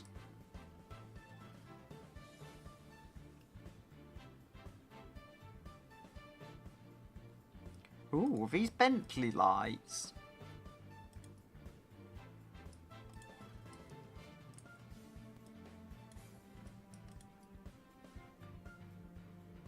Maybe, I'm just thinking, if we could get the body morph, if we can drag this bumper in.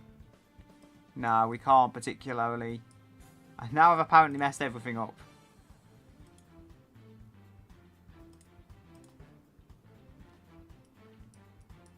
Yes, you can be recovered, lights. I feel like we need something a little flatter, if that makes sense.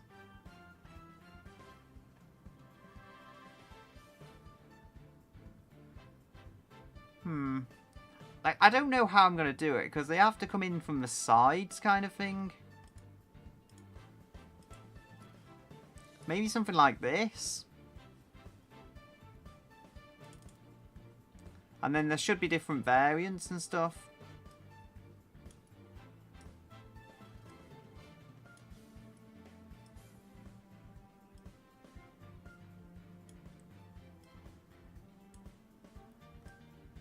There we go. I don't know if I like this. It's just, I'm lost as to how to get this way of the car working.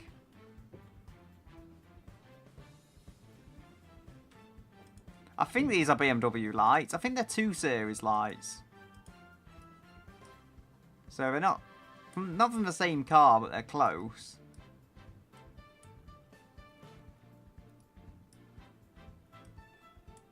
I mean, at this point, it's like, what am I supposed to get working?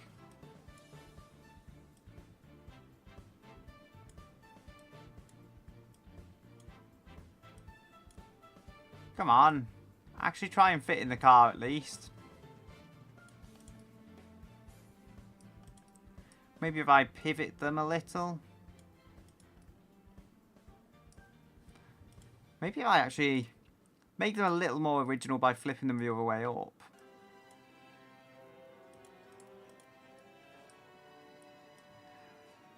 It looks kind of off. It also looks kind of upset. Probably because it's just been beaten by something. And doesn't have a grip on the cross plies.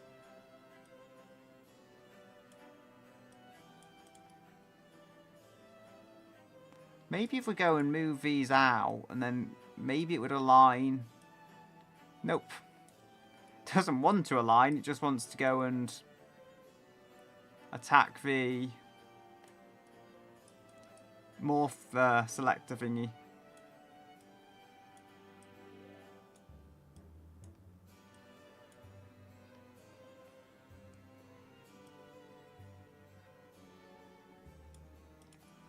There we are. I mean, it's not the best looking back end of a car, but at least it kind of fits together. So then we can add for like signature wheel touch.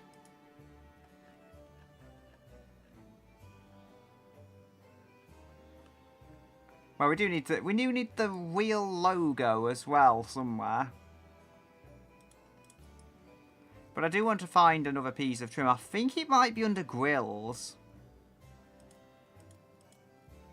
Yeah, there it is. At least if this gives it airflow to a way, while just really being a visual touch, I feel like this is definitely a positive.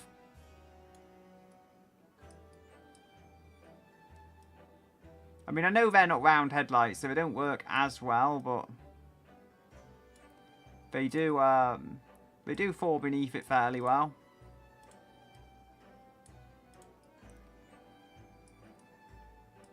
So then we've got this. We're going to have a V as well, just to tie this all together.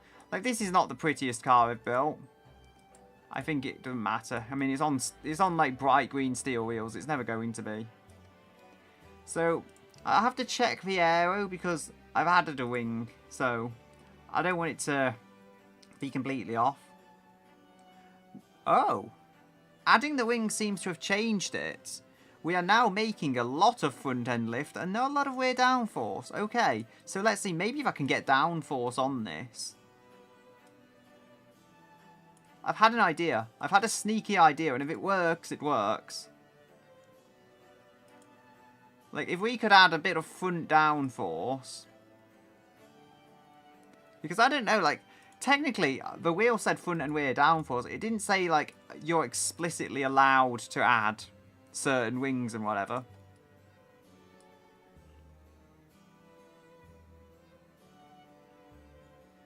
I think I'll go with some mirrors with indicators on because I'm lazy.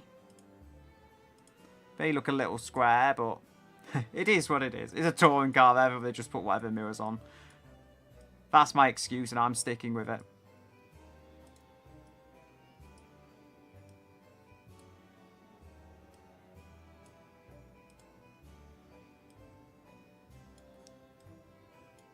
There we are.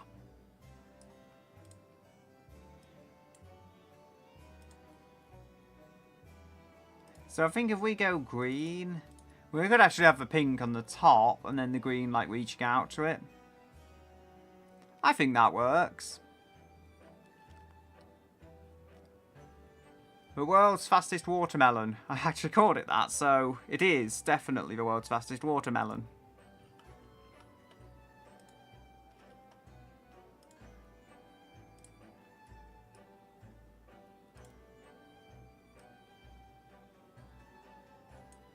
There we are. Make this a little smaller.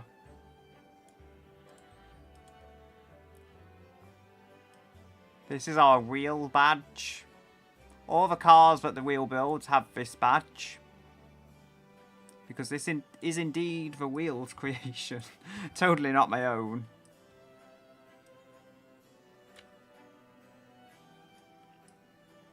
Overlord, the great and mighty wheel.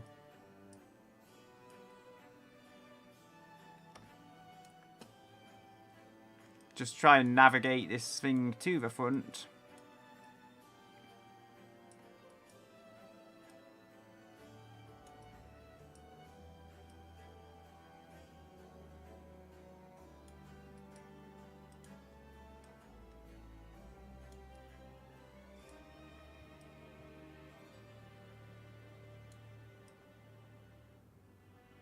There we go.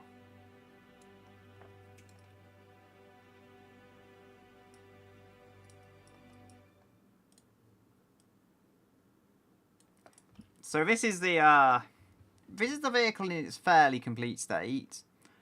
I do need to add vents somewhere just so this thing can actually breathe, because it is indeed, as I keep saying, rear-engined.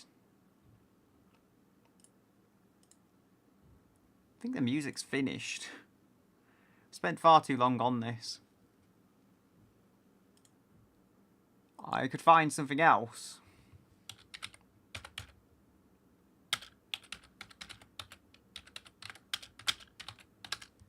This is what music we get now. If I can ever find the playlist.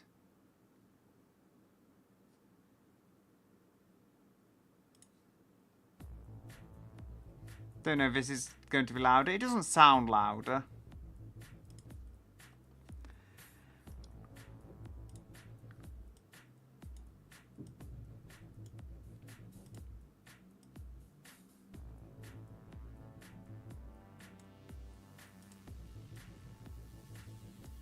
Feel like if we go and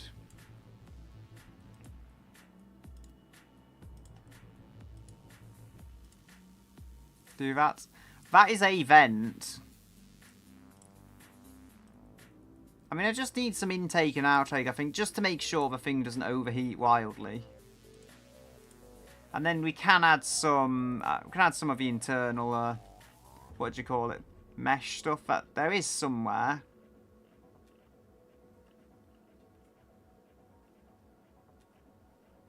There we go. Think I'll add some egg crates.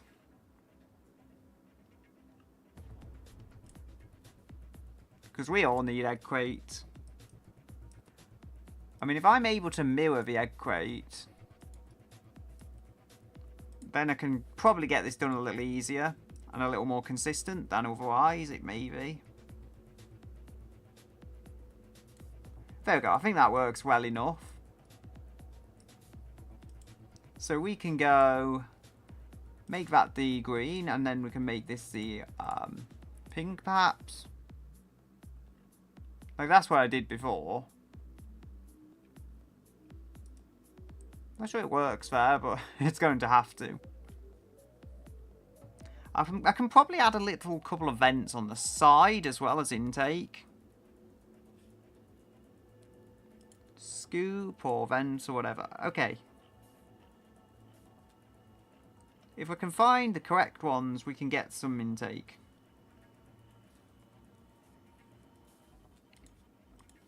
I mean, these should do. I'm not going to put the most work into this at all, but that gives it, even though it's probably behind the engine, it does give some air intake, I believe.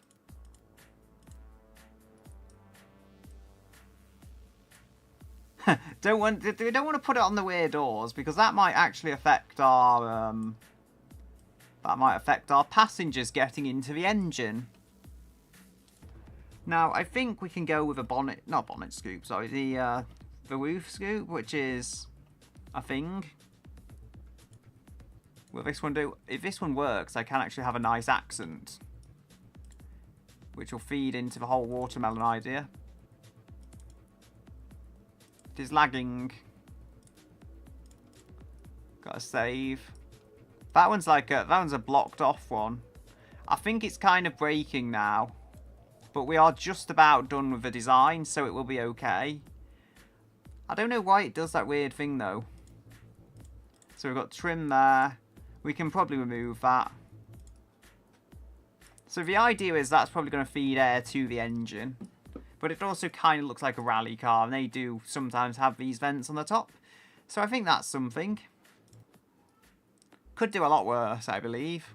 It does look ridiculous, but then that's part of the point. Is this, I'm just trying to see. Like, this one has something there, but I don't need it. Can also add a bit of green wherever that's hidden. That is now green. I think this is okay. I don't think this is going to have any serious cooling issues. I was actually going to say about adding downforce bits to the front, but as I say, I don't know if it's working right now. So we have got a lot more lift on the front.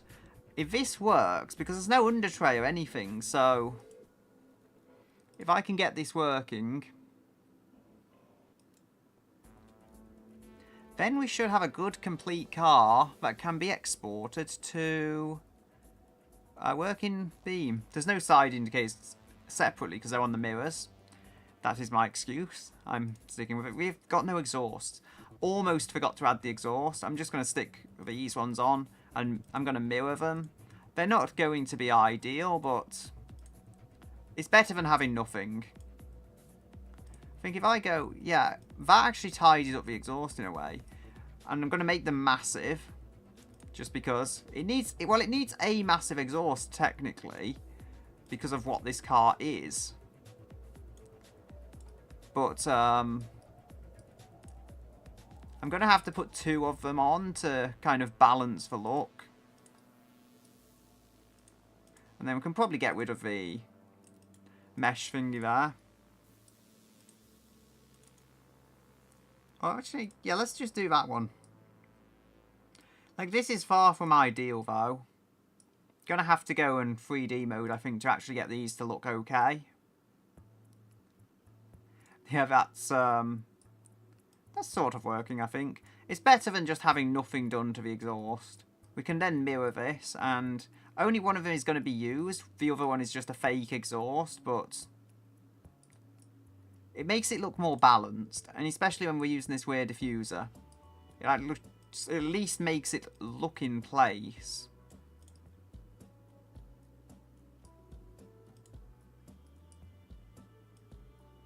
There we go. So this is, well, tidy actually. I'm surprised how tidy that is. I mean, it's not, I'm not going to say it's perfectly proportioned in there, but you can't really see it. There is kind of like cutting through textures and stuff, but there's probably ways of fixing that if I really wanted to, but I don't. Now, the downforce I was getting to. So we've got lip spoiler. This is what I think I did on another one, on the other one actually. Granted, that one wasn't, how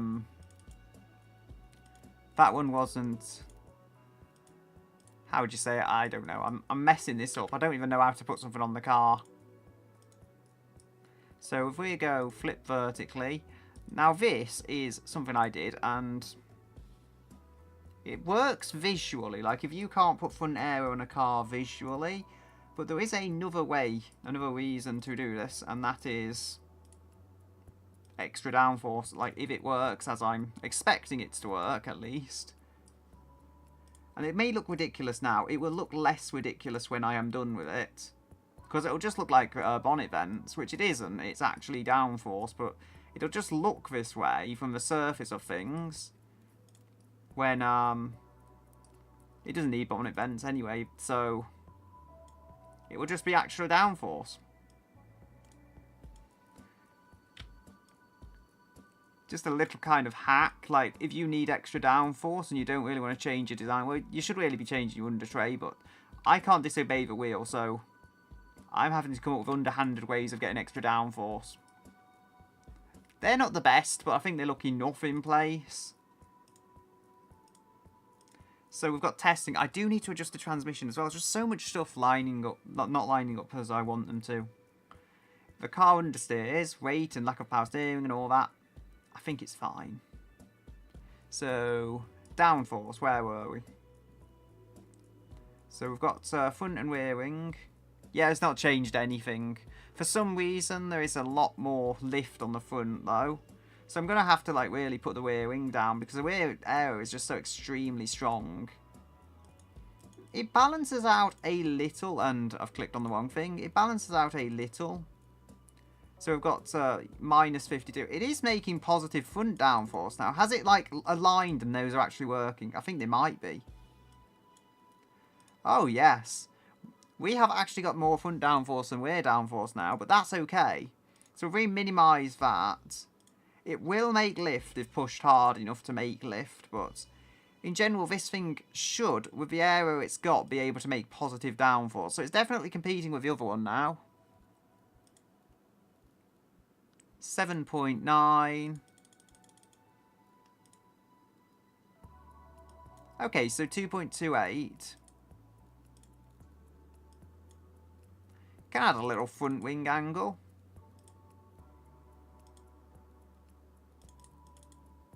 .63. Good. We are making positive downforce. I don't need insane downforce, honestly, with the brake issues and stuff. It's not even got power steering. I just want the thing to grip.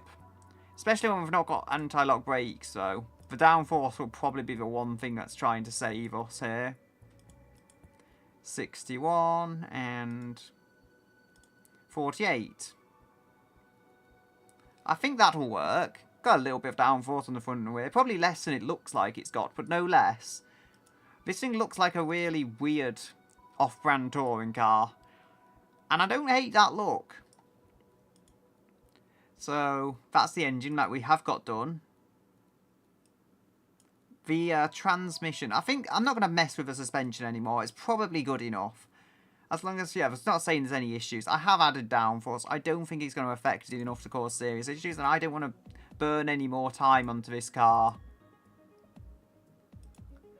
This, it's on a manual. I mean, maybe that's part of the reason this is quicker than the advanced automatic the other one had. 190.7. I feel like it has to do 190, so I can't restrict the gearing that much. 190. It is at least beating the other one. I think the other one did just under 180, if I remember correctly.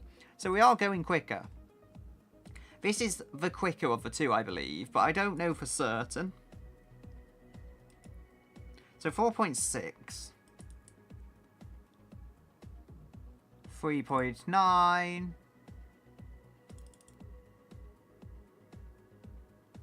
We can do 3.9, which is almost the Miku number. We can do 4.0. I don't know, can we just lengthen that up and like make the other one lower? Does that work? Because I'm just curious now. No. So we need like 2 gears in the first part. I mean, it was doing 3.9 at one point, and that was actually pretty quick. So, who knows what it's capable of. But that is 3.9. I think it's just over a second quicker than the last car I built on stream, and so I can't really complain about that.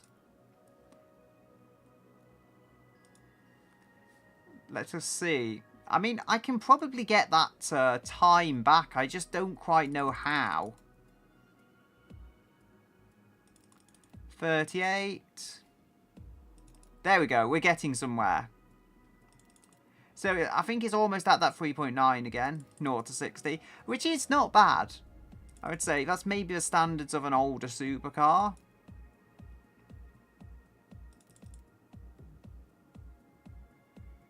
.9. At this point, I'm going to just go with 69 on spread because I want a nice number there.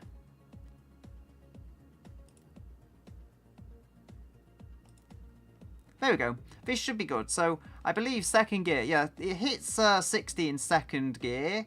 Not ideal. I mean, I would like to run this faster. So, I would like to run the gears a little longer, but generally the 5-speed is doing a good job of things. I could. We are over 1,800 kilos. I can't avoid that fact. 57% wear rate.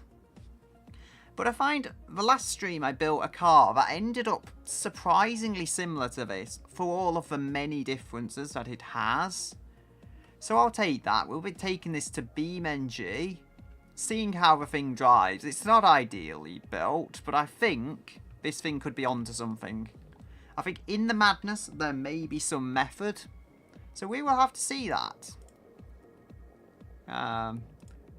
Image, and then we will...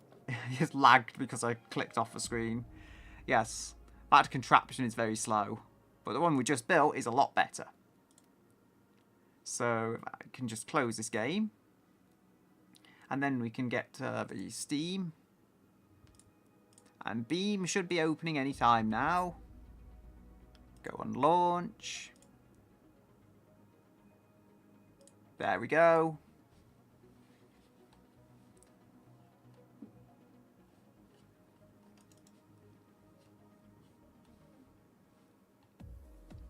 So we want to go, no, what, not free roam. We want to go and take this to the track, I think. Probably shouldn't be taking it to the track before I have actually test driven it, but you know what? I'm not one for good decisions.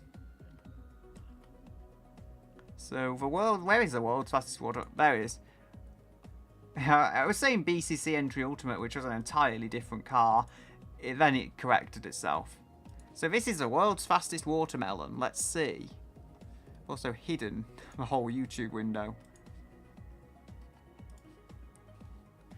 It's not taking as long as it did last time, I think, to load a map. Maybe I'm wrong, I don't know. It took ages to load the Italy map in before. I think it's running a little quicker now. It made a noise. Leaded fuel, don't let me down now. I was going to say ESC, but I haven't actually even got ABS. Okay, it doesn't seem to brake too bad for something which doesn't even have ABS. Bit of understeer. Like, this thing is a bit of a supercar, though. It doesn't seem like it on the surface, but it kind of is a retro supercar. It just looks totally different in reality to how you would expect. And I should have turned the music off, but I didn't. It's not like as obnoxiously loud as it could have been, though, to be honest. I guess that's because it's still got a muffler. I can't really hear the supercharger, which I find interesting. I can definitely hear it's a V12, a carburetted V10, sorry. But I can't hear the supercharger so much. Actually, when I kind of really step on it, I can feel the supercharger and hear the supercharger, but most of the time I can't.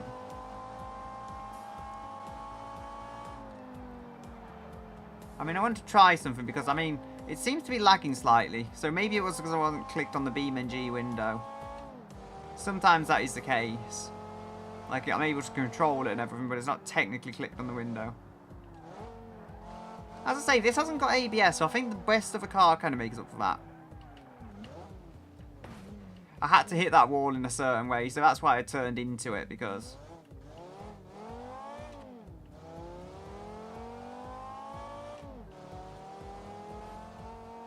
I have messed this car up, I'll be honest. It's driving, though. Despite everything, it actually drives okay. Like, I messed this up. I messed this one up, and that was my fault. That wasn't the lack of ABS or anything. I'm going to just restart here. Like, I'm going to give it another 2 laps, because it failed on 1 lap. Well, I failed it on 1 lap. I'm going to just do 2 laps here instead of a full 3. See how it does. Because the car was just so broken. It does understeer a little, you may be able to see that. But it's generally pretty good in the grand scheme of things. This handles quite well. Like, I wouldn't be too disappointed if this was actually just a car I'd downloaded, to be quite honest. Which says a lot about it. I mean, it certainly makes power and it has the means to put it down. The cross-ply tyres and the lack of anti-lock brakes, though, kind of do it in a little. Certainly, the love of the number 1 that the wheel has did mess up a few things. It just kept selecting 1, and I don't even know why. Go and step on it. It is satisfying, though, when you really do step on it on the straight, and it just goes. The manual obviously being a better decision for kind of adjustability, would you say, and usability of the gearbox compared to other options. Okay, so you got to lift off there. I think here I have to brake early, and I didn't do that before, which was dumb. I mean, maybe I'm going a little too slow, but I'm at least secure. I think it's just the way this corner, like, tightens out of nowhere. So going slow there, I was able to make it quite easily. I have no complaints about this transmission. I mean, the gearing is a little longer than maybe would be ideal, but... the thing is still going quite well. Even without ABS, it's still cornering surprisingly well and slowing surprisingly well. So despite its issues, I quite like this thing. I'd still say I like the other one from last stream better, personally. But this one's no doubt quicker. I can tell that much already. This one is definitely the quicker of the 2. And I mean, they're both understeered a little. May just be a consequence of the cross-ply tyres. But certainly, the way that this is...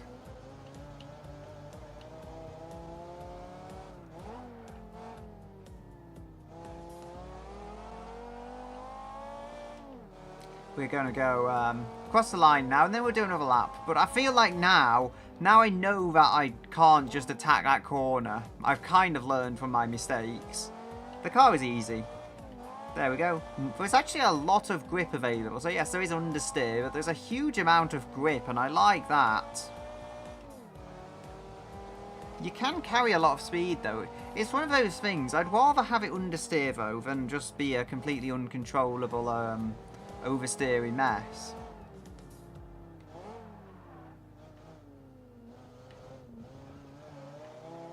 There we go. Gotta take this corner.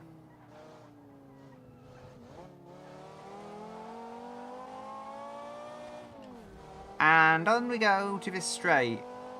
I'm interested to see, though, just how this did, like, in the grand scheme of things.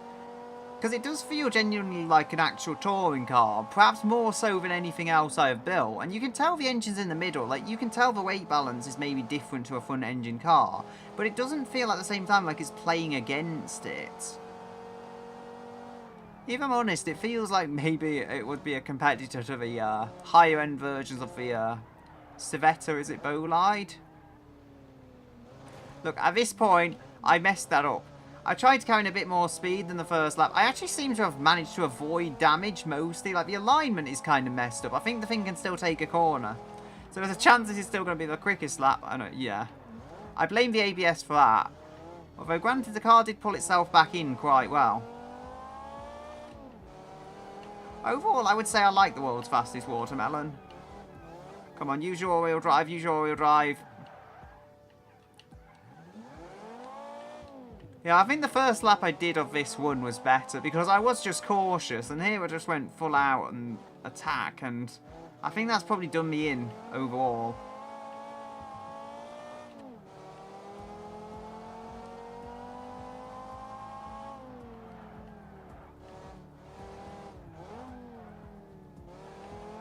There we go.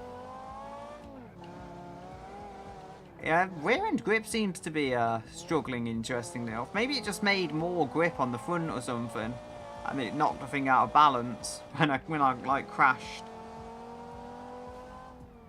There we go.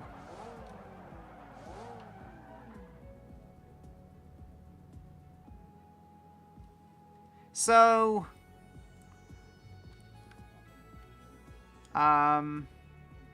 we can see hopefully if we go into time trials, it should tell us the times. Single lap. Oh, well that's it, isn't it? We've got the 2 fastest laps here, and then this. They actually won very closely, but this is actually, that was the first car I built. That was the first car I built, and then we built this today. Then the other one, the other car, that was it. So I think this was 242. So it's lovely to drive that though. Oh, yeah, 237 is that? I think that might be the 237. Is our fastest one. And then this is 231. This is our quickest vehicle, would you believe it? And it drives well. But besides being the quickest, I mean, what do we have about it? It is kind of broken. And also, I don't know what's happened with the sides. It's like covered in scratches, deep scratches. But yeah, it's a very interesting decision. A few very interesting decisions. But generally a very solid engine, I would say, and decent handling have pulled this car to the lead.